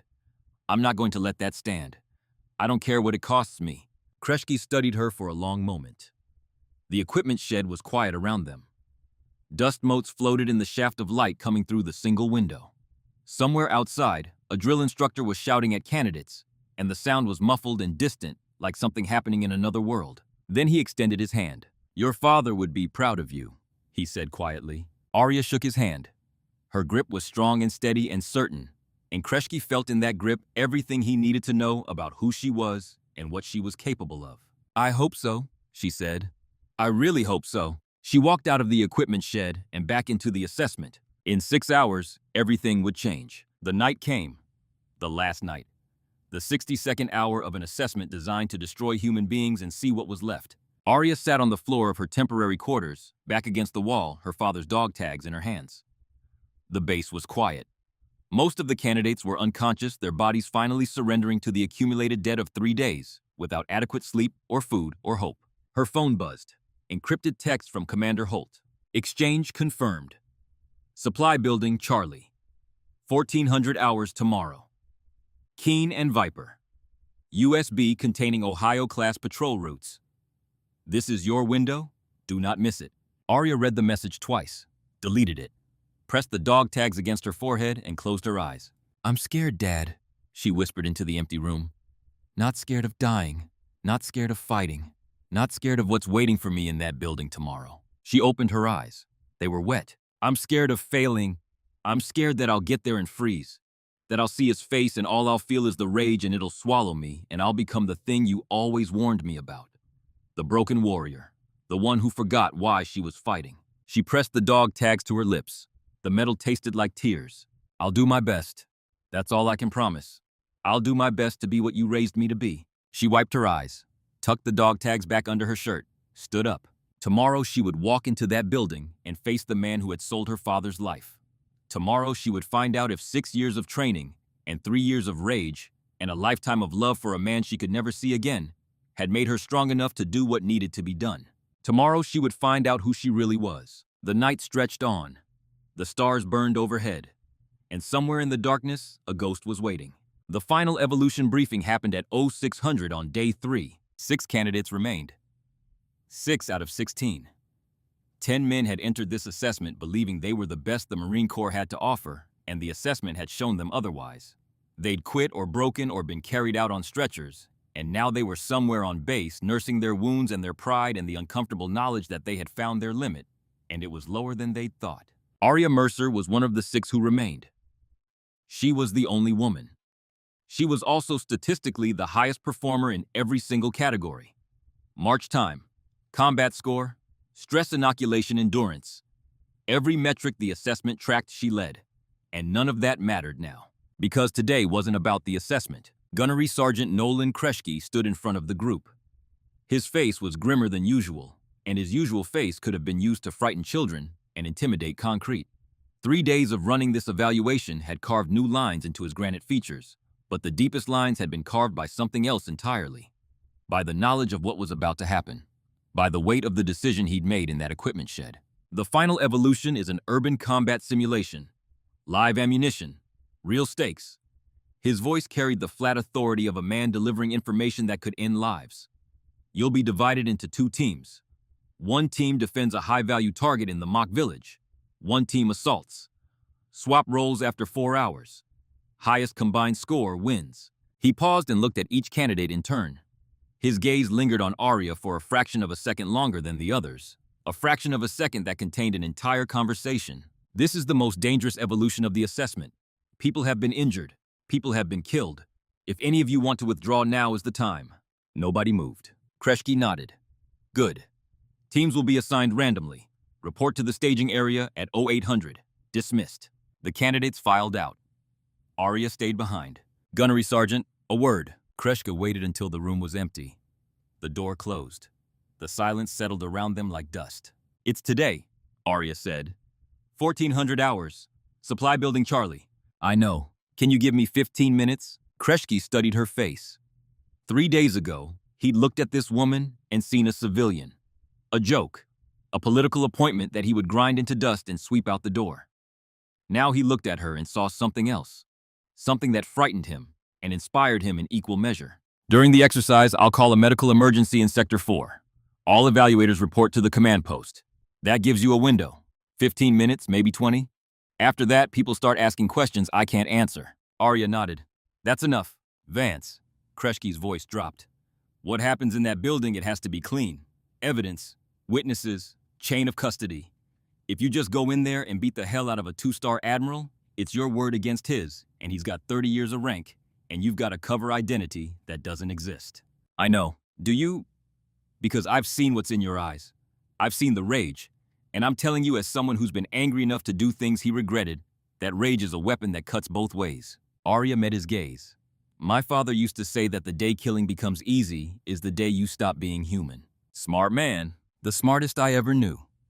She paused. I'll get the evidence. I'll do it clean. And when it's over, Keen will answer for what he's done. Not in a back alley, not in a shallow grave, in a courtroom, in front of the flag he betrayed. Kreshki extended his hand. Then let's get it done. They shook. And then Arya walked out into the morning light to fight a war on 2 fronts. 0800. The exercise began. Arya moved through the mock village with her team weapon-raised senses tuned to the frequency of combat. Live ammunition meant real consequences. A mistake here wasn't a point deduction or a failed grade. A mistake here was a body bag and a folded flag and a knock on someone's door at 2 in the morning. The mock village was a collection of concrete buildings designed to simulate an urban combat environment. Narrow streets, blind corners, windows that could hide shooters, doorways that could hide explosives. Every step was a calculation. Every breath was a decision. Vance, you're on point, Captain Prescott called from behind her. 3 days of watching her dominate every evolution had transformed his skepticism into something approaching reverence. He'd stopped calling her by her first name, stopped making comments about biology and gender. He just called her Vance, now the way Marines refer to operators they respect by the name that matters. Lead us to the objective. Arya nodded and pushed forward. Her mind was split between 2 realities. The exercise, which required her full attention to avoid getting someone killed, and the clock, which was counting down to 1400 hours with the relentless precision of a detonator. Her earpiece crackled. All teams be advised. Kreshki's voice flat and professional. We have unexpected activity in Sector 7. Possible insurgent reinforcements. Adjust tactics accordingly. That was the first signal. Kreshki was setting the stage. The first 3 hours of the exercise were brutal. Wave after wave of opposition force played by Marine raiders who weren't pulling any punches. Simulated IEDs, ambushes, hostage scenarios. Every tactical nightmare the American military had encountered in 2 decades of urban warfare compressed into a single morning. Arya handled each one with mechanical precision. Her team noticed. They'd stopped questioning her, stopped second-guessing her calls.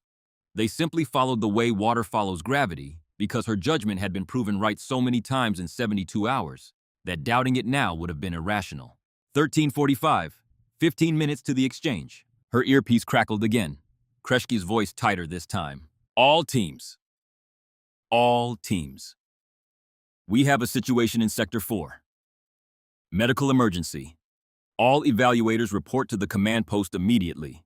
I repeat, all evaluators to the command post. This was it. Arya turned to Prescott. Captain, I need to recon the eastern perimeter. I saw movement earlier that doesn't match the exercise parameters. Prescott frowned. We should stick together. 5 minutes. I'll catch up. Before he could argue, she was gone.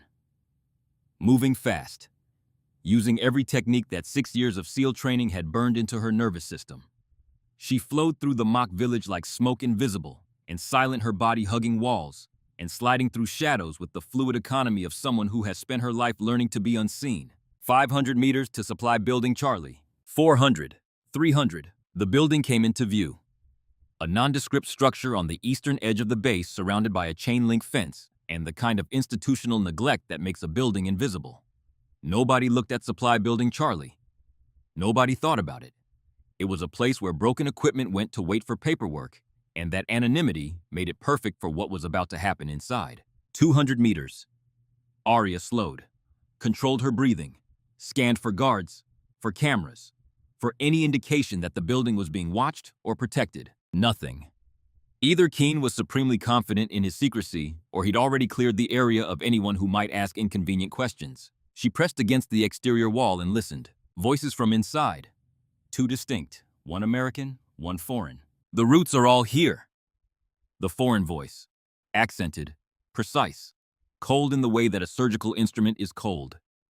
Victor Drazen, Viper. Every Ohio-class patrol pattern for the next 6 months. Deployment schedules, communication protocols, emergency procedures. This information is worth billions to the right buyer. Keene's voice, stripped of the bravado he wore in public, reduced to its essence, greed. Pure, calculating, bottomless greed. And the price, $5 million. Same as always, half now, half on delivery confirmation. A desperate man. This was a business, a desperate man. This was a business arrangement. Regular. Routine. Systematic. Douglas Keene had been selling his country piece by piece for years, and the 12 men who died in Syria were just one invoice in a ledger full of betrayal. There's been a complication, Drazen continued. The woman, the one you struck at the ceremony, she's nothing. A Pentagon paper pusher who got lucky in the assessment. My people have been asking questions about her. She may be more than she appears. Impossible. I checked her file myself. Files can be fabricated. Identities can be manufactured. A pause heavy with implication. I think you should eliminate her before she becomes a problem. I've already made arrangements. After today's exercise, she'll have an unfortunate accident. Training incidents happen all the time. No one questions them. No one investigates. Good. The sound of a case being opened. Now, the payment. Arya had heard enough. She moved to the entrance, took one breath, let it out. Felt the dog tags against her chest warm and heavy, he carrying the weight of a dead man's love and a living woman's purpose. Then she kicked the door open and stepped inside with her weapon raised. Admiral Douglas Keene, you are under arrest for treason, espionage, and conspiracy to commit murder. 2 men stared at her. Keene stood behind a metal table, a USB drive in his right hand, caught in the act of passing it across. His face went through 3 expressions in rapid succession. Shock, disbelief, and a rage so pure, it turned his skin the color of old brick. Across from him stood a man Arya had never seen in person, but had studied in photographs for months. Tall, lean, the build of a distance runner or a professional killer, which in Victor Drazen's case were essentially the same skill set. His face was angular, almost gaunt, with cheekbones that cast shadows and eyes the color of frozen lake water. He wore civilian clothes that fit too well and carried himself with the particular stillness of a man who is always ready. Viper. You, Keene breathed. The USB drive was still in his hand, forgotten damning. Hands up, both of you, now. Keene didn't move. His brain was still processing, still running through scenarios and escape routes and damage control strategies the way it had been running them for 5 years. You stupid little brat. Do you have any idea what you've done? Do you have any idea who you're dealing with? I know exactly who I'm dealing with. Arya's voice was ice. Absolute zero. The temperature at which all molecular motion stops and the universe goes still. You're the man who sold the intelligence that killed my father. Master Chief Ryan Mercer, United States Navy SEAL, Syria, 3 years ago. 12 men went out on a mission that you compromised, and none of them came home. For the first time in the conversation, something like fear flickered in Keene's eyes. Not much, just a crack in the armor. But Arya saw it, and she held onto it the way a climber holds onto a handhold on a sheer rock face. Mercer. The name came out of Keene's mouth like something he'd been trying not to swallow. You're Ryan Mercer's, his daughter, and a Navy SEAL. Call sign Ghost. She stepped closer. The weapon was steady in her hands. Rock steady. The steadiness of a woman who has aimed at 47 human beings and pulled the trigger each time without hesitation. 47 confirmed kills, Admiral. Want to be number 48. Viper moved. He was fast. Faster than the intelligence reports had suggested. Faster than any man his age had a right to be. His hand came up from beneath the table with a compact pistol that hadn't been visible, firing as he dove for cover behind a stack of equipment crates. The shot was aimed at Arya's center mass, and it would have killed most people. Arya was not most people. She dropped. Rolled. The bullet passed through the space where her chest had been a quarter second earlier, close enough that she felt the shockwave against her skin. She came up in a crouch and returned fire. 2 shots. Both hit center mass. Viper kept moving. Body armor. The impact staggered him but didn't stop him, and he was behind cover before she could fire again. Kill her! Keen screamed, scrambling on his hands and knees behind a row of crates. The USB drive skittered across the floor. The Admiral of the United States Navy, 2 stars on his collar, 30 years of service, was crawling on the ground like an animal. Viper came at her from the left. Close quarters. His specialty. He knocked her weapon aside with a strike that would have broken a normal person's wrist, drove a fist into her ribs that detonated pain through her entire torso, and grabbed for her throat with fingers that knew exactly where the carotid arteries were, and exactly how much pressure it took to close them. Arya twisted away, absorbed the blow to her ribs, compartmentalized the pain, the way she compartmentalized everything, filing it away in the part of her brain reserved for things that didn't matter. She countered with an elbow strike that cracked against Drazen's jaw and sent him staggering sideways. He recovered instantly. A professional, perhaps the most dangerous professional she'd ever faced. He pulled a knife from his belt, a tactical blade matte black designed for killing and nothing else. "You're good," Drazen said. He was circling now, the knife held low and forward in the grip of someone who has used a blade on human flesh before. His breathing was controlled. His eyes were calm. He was not afraid of her. He was evaluating her. "Better than I expected. You have no idea what I am." He lunged. The knife flashed toward her throat in an arc that was beautiful and lethal, the perfected geometry of decades of training. Arya caught his wrist, redirected the momentum, used his own force against him, turning his attack into a joint lock that hyperextended his elbow. The knife clattered to the concrete floor. Drazen growled and broke free with a burst of brute strength, lashing out with a kick that caught Arya in the stomach and sent her backward gasping. She turned the fall into a roll and came up in a fighting stance, but the kick had done damage. Her diaphragm was spasming. Her breath came in short, painful hitches. "Your father fought the same way," Drazen said. Arya froze. "What? Ryan Mercer? Syria?" Drazen's thin lips curved into something that might have been a smile on a face capable of human expression. "I was there. At the ambush. The one your admiral friend arranged." The room contracted around Arya. The walls pulled inward.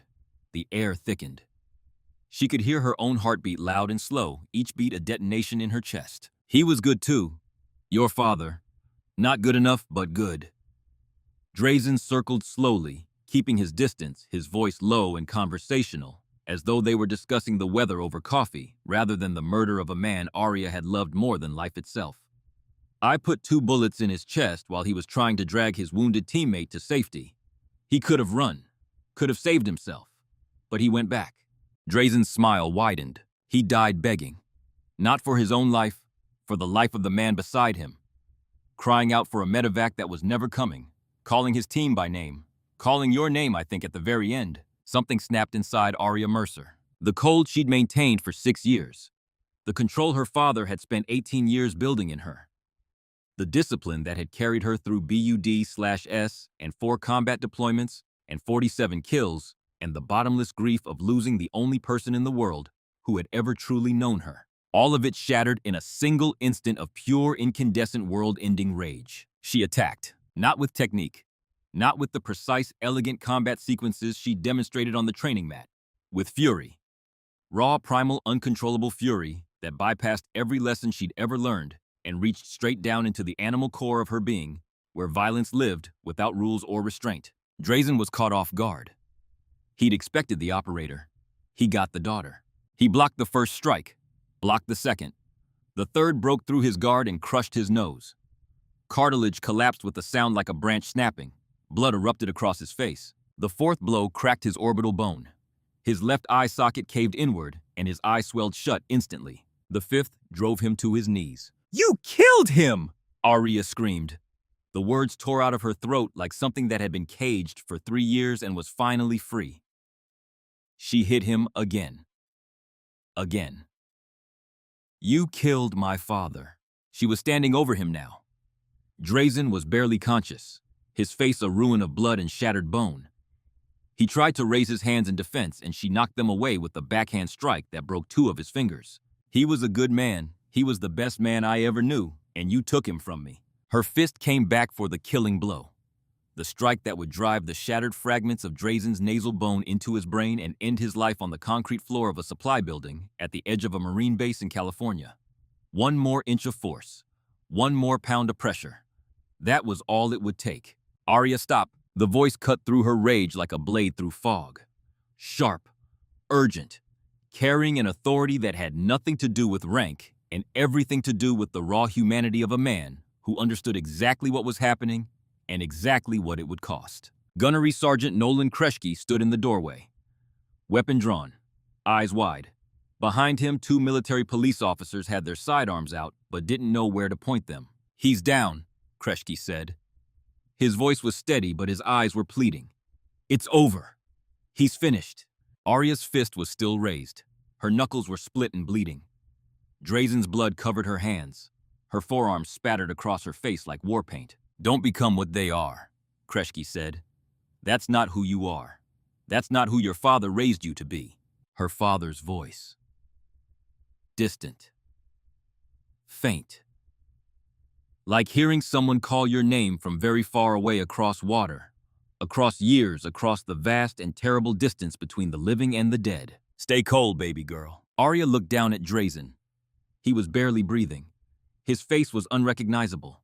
One more blow and he would be dead, and there was a part of her, a large and dark and honest part, that wanted it. Wanted to feel his life end under her fists. Wanted the satisfaction of knowing that the man who had put 2 bullets in her father's chest had paid for it with his last breath. But another part of her, a smaller part, a quieter part, the part that remembered Sunday morning pancakes and off-key singing and a big man kneeling down to wipe tears from a 7-year-old's face, that part said no. She lowered her fist, stepped back. "Cuff him," she said. Her voice was hollow, scraped clean of everything except exhaustion. "And find Keen." He ran. Kreschke moved quickly, securing Drazen with zip ties while the MP stood guard. "Base security is already alerted." "Where?" Arya pointed towards the back exit.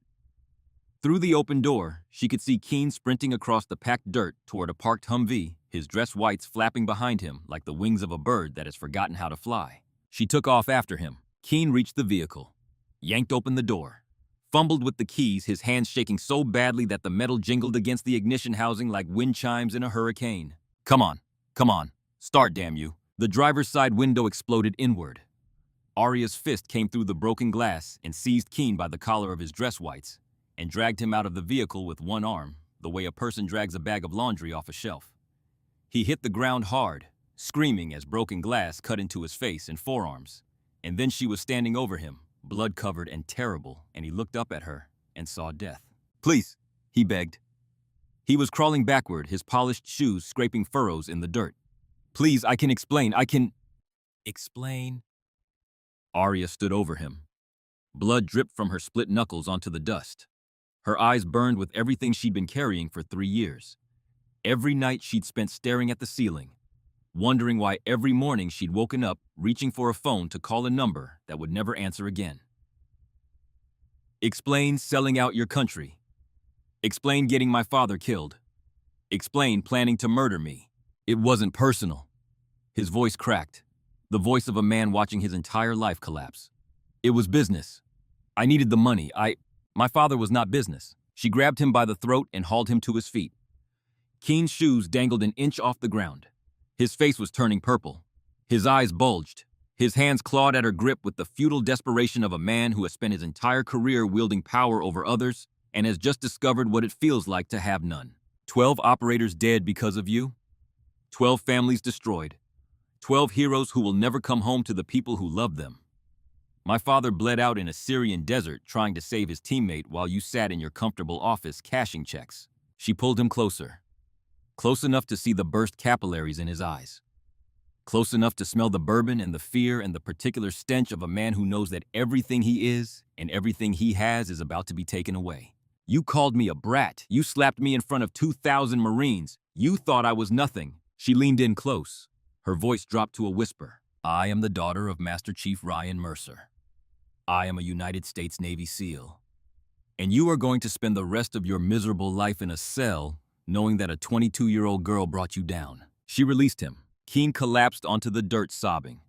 The 2 stars on his collar caught the afternoon sun and glinted, and the light they reflected was the emptiest, most meaningless light in the world. "You can't prove anything," he gasped between sobs.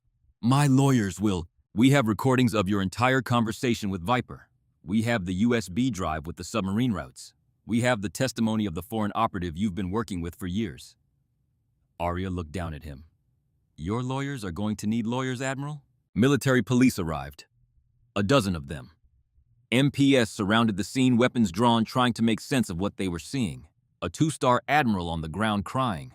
A blood-covered young woman standing over him. A foreign national unconscious in the building behind them. "Stand down." Colonel Barrett Hollowell pushed through the crowd. He took one look at the scene and his face settled into an expression of grim satisfaction. "Secure Admiral Keen. He's under arrest for espionage and treason." "This is outrageous!" Keen screamed as they hauled him to his feet. "Do you know who I am? I'll have you all court-martialed. You have the right to remain silent," Hollowell said calmly. "I strongly suggest you exercise it." They dragged him away, still screaming. His voice echoed across the base, getting fainter and fainter, until it was just another sound lost in the California wind. Arya watched him go. She felt nothing. The rage had burned itself out, leaving behind a landscape of ash and silence. She'd done it. Completed the mission. Caught her father's killer. Stopped the exchange. Saved the submarine routes. Saved the lives that those routes protected. So why did she feel so hollow? The letter arrived the next morning. NCIS agents had found it during their search of Keen's office, locked inside a personal safe behind a false panel in his desk. The safe contained many things: offshore account numbers, encrypted communication devices, photographs of people Keen had compromised over the years kept as insurance or trophies or both, and a letter. Handwritten.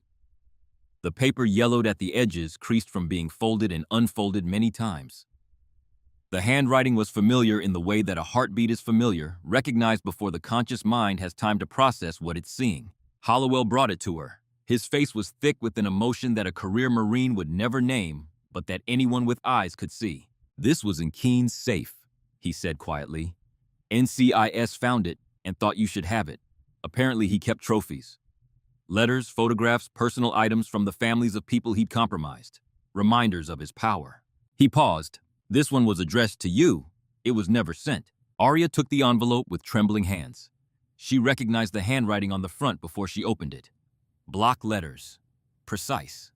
The handwriting of a man who had been trained to write clearly in any condition, in any weather, on any surface, because unclear writing on a mission brief could get people killed. She unfolded the letter. "My dearest Arya, if you're reading this, I didn't make it home. I'm sorry, baby girl. I wanted to be there for your graduation, your wedding, your children. I wanted to grow old and embarrassing and tell stories about the old days until you begged me to stop. But sometimes the mission takes everything. That's the price we pay. I need you to know something important. Something I should have told you every single day but never found the right words for, because the right words don't exist for what a father feels when he looks at his daughter and sees the best thing he ever did. You are that thing, Arya. Not the missions, not the medals, not the legacy. You. From the moment you were born, everything I did was for you. Every deployment was about coming home to you.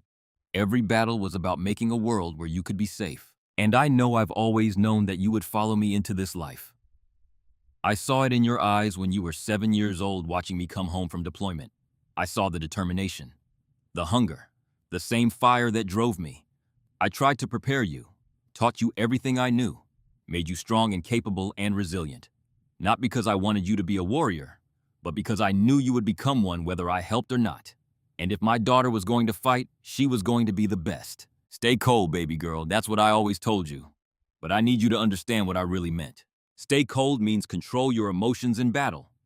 But it doesn't mean become cold. Don't let this life turn you into stone. Don't let the killing and the loss and the darkness take away your humanity. Be the warrior who can destroy her enemies and still feel compassion. Be the operator who finishes the mission and still weeps for the fallen. Be the soldier who serves with excellence and still loves with her whole heart. That's the balance. That's the secret. That's what separates the true warriors from the broken ones. I love you more than words can say. I am proud of you in ways that language cannot capture. And wherever I am, whether it's heaven or oblivion or something in between, I will be watching you, cheering you on, believing in you. You are Arya Mercer. You are my daughter. And you are going to do extraordinary things. Stay cold, stay controlled, stay compassionate, and never ever stop fighting. With all my love, Dad. Peace. Don't let the bastards win. Whatever they throw at you, and they will throw everything. Don't let them win. You're stronger than all of them combined. Arya read the letter 3 times. Tears streamed down her face. Silent. Unstoppable. Her whole body shook with the effort of containing the emotions that threatened to tear her apart, like a storm tearing apart a ship that has been at sea too long. 3 years. For 3 years this letter had existed. For 3 years she could have had these words. This guidance, this love.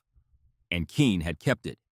Had locked it in his safe, alongside his blood money, and his encrypted phones and his photographs of ruined lives.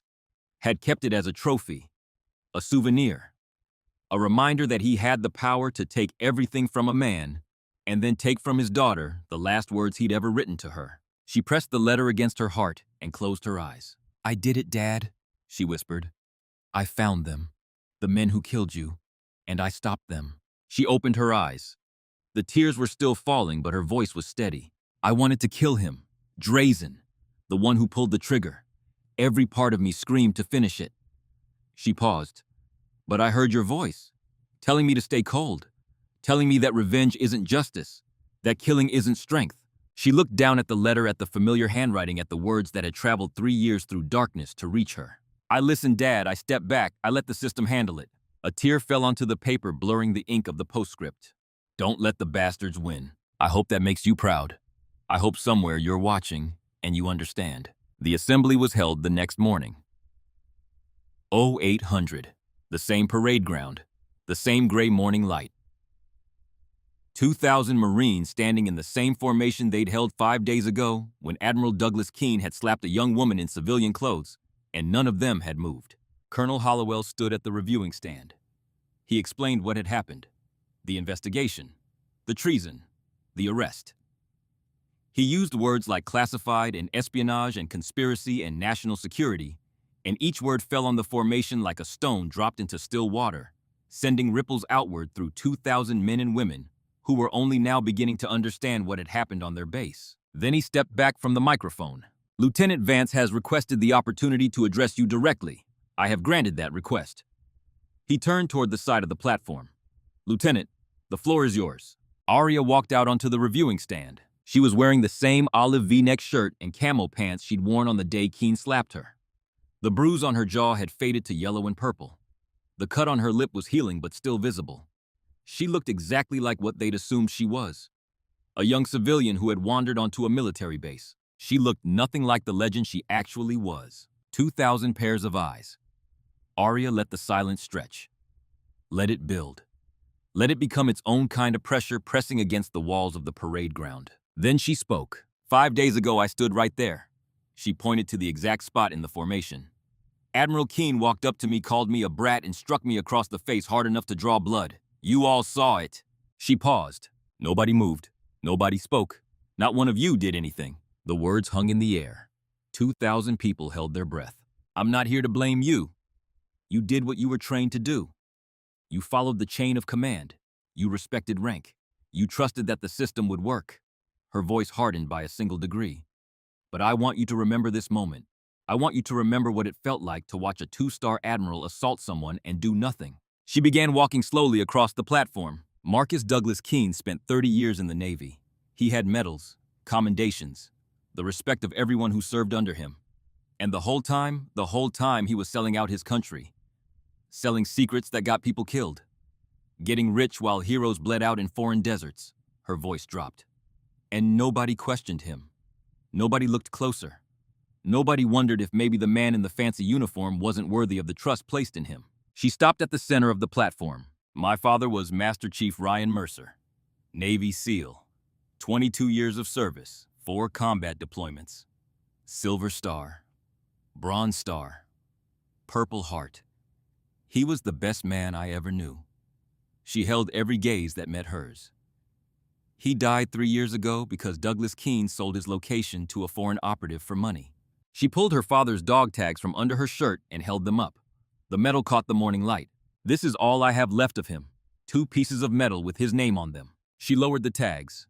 I'm not here to lecture you about loyalty or honor or duty. You know those words better than most people ever will. I'm here to tell you something simpler. Never stop questioning. Never stop looking. Never assume that rank equals righteousness or that the chain of command is infallible. She looked directly at the female Marines scattered throughout the formation, found their faces, held their eyes. And for those of you who've been told you don't belong, who've been called sweetheart or princess or brat by men who assumed your gender made you weak. Her voice was quiet now, but it carried across the silent parade ground like a bell. Remember this moment. Remember that the woman Admiral Keene dismissed as a little girl playing soldier is the one who brought him down. Not with anger, not with complaints, with excellence, with determination, with results. She came to attention and saluted. I am Lieutenant Aria Mercer, United States Navy. Call sign Ghost. And I am proud to serve alongside every one of you. 2,000 Marines saluted back. And then, breaking every protocol of military formation, they began to applaud. The sound rolled across the parade ground like thunder. Clapping. Cheering. 2,000 men and women who had watched her humiliation now standing as witnesses to her triumph. Aria held the salute until the sound faded. Then she turned and walked off the platform. The phone call came that evening. Aria was sitting alone in her quarters, holding her father's letter, reading it for the 10th time. The words hadn't changed. They never would. But each reading revealed something new. Some shade of meaning that she'd missed before, some depth of love that she hadn't been ready to see. Her phone rang. Unknown number. Is this Aria Mercer? The voice was female, older, trembling with the particular vibrato of a person who has been holding themselves together for a very long time and has just been given permission to fall apart. Who is this? My name is Dorothy Bancroft. My husband was Petty Officer First Class William Bancroft. He was on your father's team in Syria. Aria's breath caught. Mrs. Bancroft, I saw the news. They're saying an admiral was arrested for treason. They're saying he sold information that got soldiers killed. The woman's voice cracked like ice on a spring river. Was William one of them? Was my husband murdered by his own people? Aria closed her eyes. Yes, ma'am, I believe he was. Silence on the other end. Then quiet sobbing, the muffled sound of a woman pressing her hand over her mouth to keep the grief from escaping. I waited 3 years for answers, Dorothy Bancroft whispered. 3 years of being told it was classified, that I didn't have clearance, that I should just accept that William died serving his country and move on. Her voice hardened through the tears. And the whole time, the man who killed him was walking around free, wearing the same uniform William wore. I'm sorry. I'm so sorry. Don't be sorry. Be angry. The hardness in her voice could have cut diamonds. Make them pay. All of them. Every single person who knew what was happening and did nothing. Promise me. I promise. A pause. The sound of breathing. Of a woman gathering the pieces of herself back together. Your father was a hero, Miss Mercer. William talked about him all the time. Said Master Chief Mercer was the best operator he'd ever served with. Said he'd follow him anywhere. Another pause. He followed him to Syria. Aria couldn't speak. Her throat had closed completely. Take care of yourself, Miss Mercer. And thank you for giving us the truth, even when it hurts. The line went dead. Aria sat in the darkness for a long time. 11 other families. 11 other phone calls that would come. 11 other broken hearts that deserved answers and closure and the simple, terrible knowledge of what had really happened to the people they loved. She'd given them justice. Now she had to give them peace. She looked at her father's letter one last time, traced the words with her fingertip. Don't let the bastards win. I won't, Dad, she whispered. I promise. 1 year later, Aria stood on the deck of an aircraft carrier watching the sunrise paint the Pacific in shades of gold and copper. Her shoulders still ached sometimes from a wound she'd taken on a mission 3 months after Camp Pendleton. A through-and-through that had nicked an artery and nearly killed her before her team dragged her to extraction. She'd spent 2 weeks in the hospital and 2 months in rehab, and then she'd gone back to work because that was who she was, and that was what her father had raised her to do. Ghost Squadron, 12 operators. SEAL Team 7, her father's old unit now under her command. Chief Petty Officer Garrett Lumley appeared beside her. 50 years old, 15 years in the teams. He'd served with her father for 6 of those years, and the things they'd been through together had bonded them in the way that combat bonds people permanently and without language. Commander, he held out a cup of coffee. Big day. Every day's a big day, Chief. Lumley smiled, the smile of a man who has seen everything and can still find reasons to smile. Your father used to say something before every mission. 3 words. Do you know what they were? Arya's throat tightened. Stay cold. Stay controlled. Stay compassionate. Lumley nodded slowly. He said those words to me in Fallujah, right before we kicked down a door that had 6 insurgents behind it. I was 19 years old and scared out of my mind. He paused. Those words saved my life. He came to attention and saluted. If you're half the operator your father was, I'll follow you anywhere, ma'am. Anywhere at all. One by one, the other members of Ghost Squadron stepped forward and saluted. 11 operators. Men and women she'd selected and trained and forged into a unit that carried her father's legacy in everything they did. Arya saluted back. A young ensign approached. 19 years old. Fresh from BUD/S. One of only 4 women to ever complete the training. Her eyes held the particular mixture of terror and determination that Arya recognized instantly because she'd seen it in her own mirror 6 years ago. Commander Mercer, I just wanted to say you're the reason I enlisted. You're the reason I pushed through when they said I couldn't do it. What's your name? Ensign Wren Gallagher, ma'am. Arya looked at her, saw herself, saw the future. You know why I do this job, Gallagher. To serve your country, ma'am. That's part of it. Arya looked at the sunrise. The light was warm on her face, and she could feel her father's presence like a hand on her shoulder. But the real reason is so people like you can follow. So the next generation of warriors knows that strength doesn't have a gender. That courage doesn't care what you look like. That the only thing that matters is whether you're willing to give everything for the people counting on you. Gallagher was quiet for a moment. How do I become like you? Arya smiled. Not with anger, Gallagher. With excellence. Always with excellence. She turned and walked toward her team. The sun was fully up now, blazing across the Pacific, turning the water to molten gold. Somewhere beneath that water, Ohio-class submarines patrolled in silence, their routes secure, their crews safe, because a 22-year-old woman had refused to let a traitor sell them out. Somewhere in a military prison, Douglas Keene sat in a cell and contemplated the rest of his life. Somewhere in a hospital ward, Victor Drazen recovered under armed guard, his face reconstructed by surgeons, his freedom permanently revoked. And somewhere in a place beyond reach, but not beyond love, Master Chief Ryan Mercer watched his daughter walk across the deck of an aircraft carrier with 12 warriors at her back and the sunrise in her eyes, and he was proud. Arya touched the dog tags under her uniform. The metal was warm. Stay cold, stay controlled, stay compassionate. That was the legacy. That was the mission. That was the promise she'd made to a dead man on a California cliff 3 years ago, standing in the wind with tears on her face and rage in her heart, and no idea that the path ahead would nearly destroy her before it saved her. She hadn't been destroyed. She'd been forged, the way steel is forged, in fire and pressure and the absolute refusal to break. She was Arya Mercer. She was Ghost.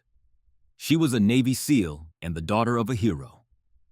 And the strongest warriors are not the ones who never fall. They are the ones who fall and rise again, carrying others with them, refusing to surrender. Fighting not with anger, but with excellence until every last soul is safe and every last wrong is answered. The sun climbed higher. The ocean glittered. And Ghost Squadron moved out 12 warriors following a woman who had earned their trust with blood and sacrifice and the kind of love that doesn't end. It just keeps fighting,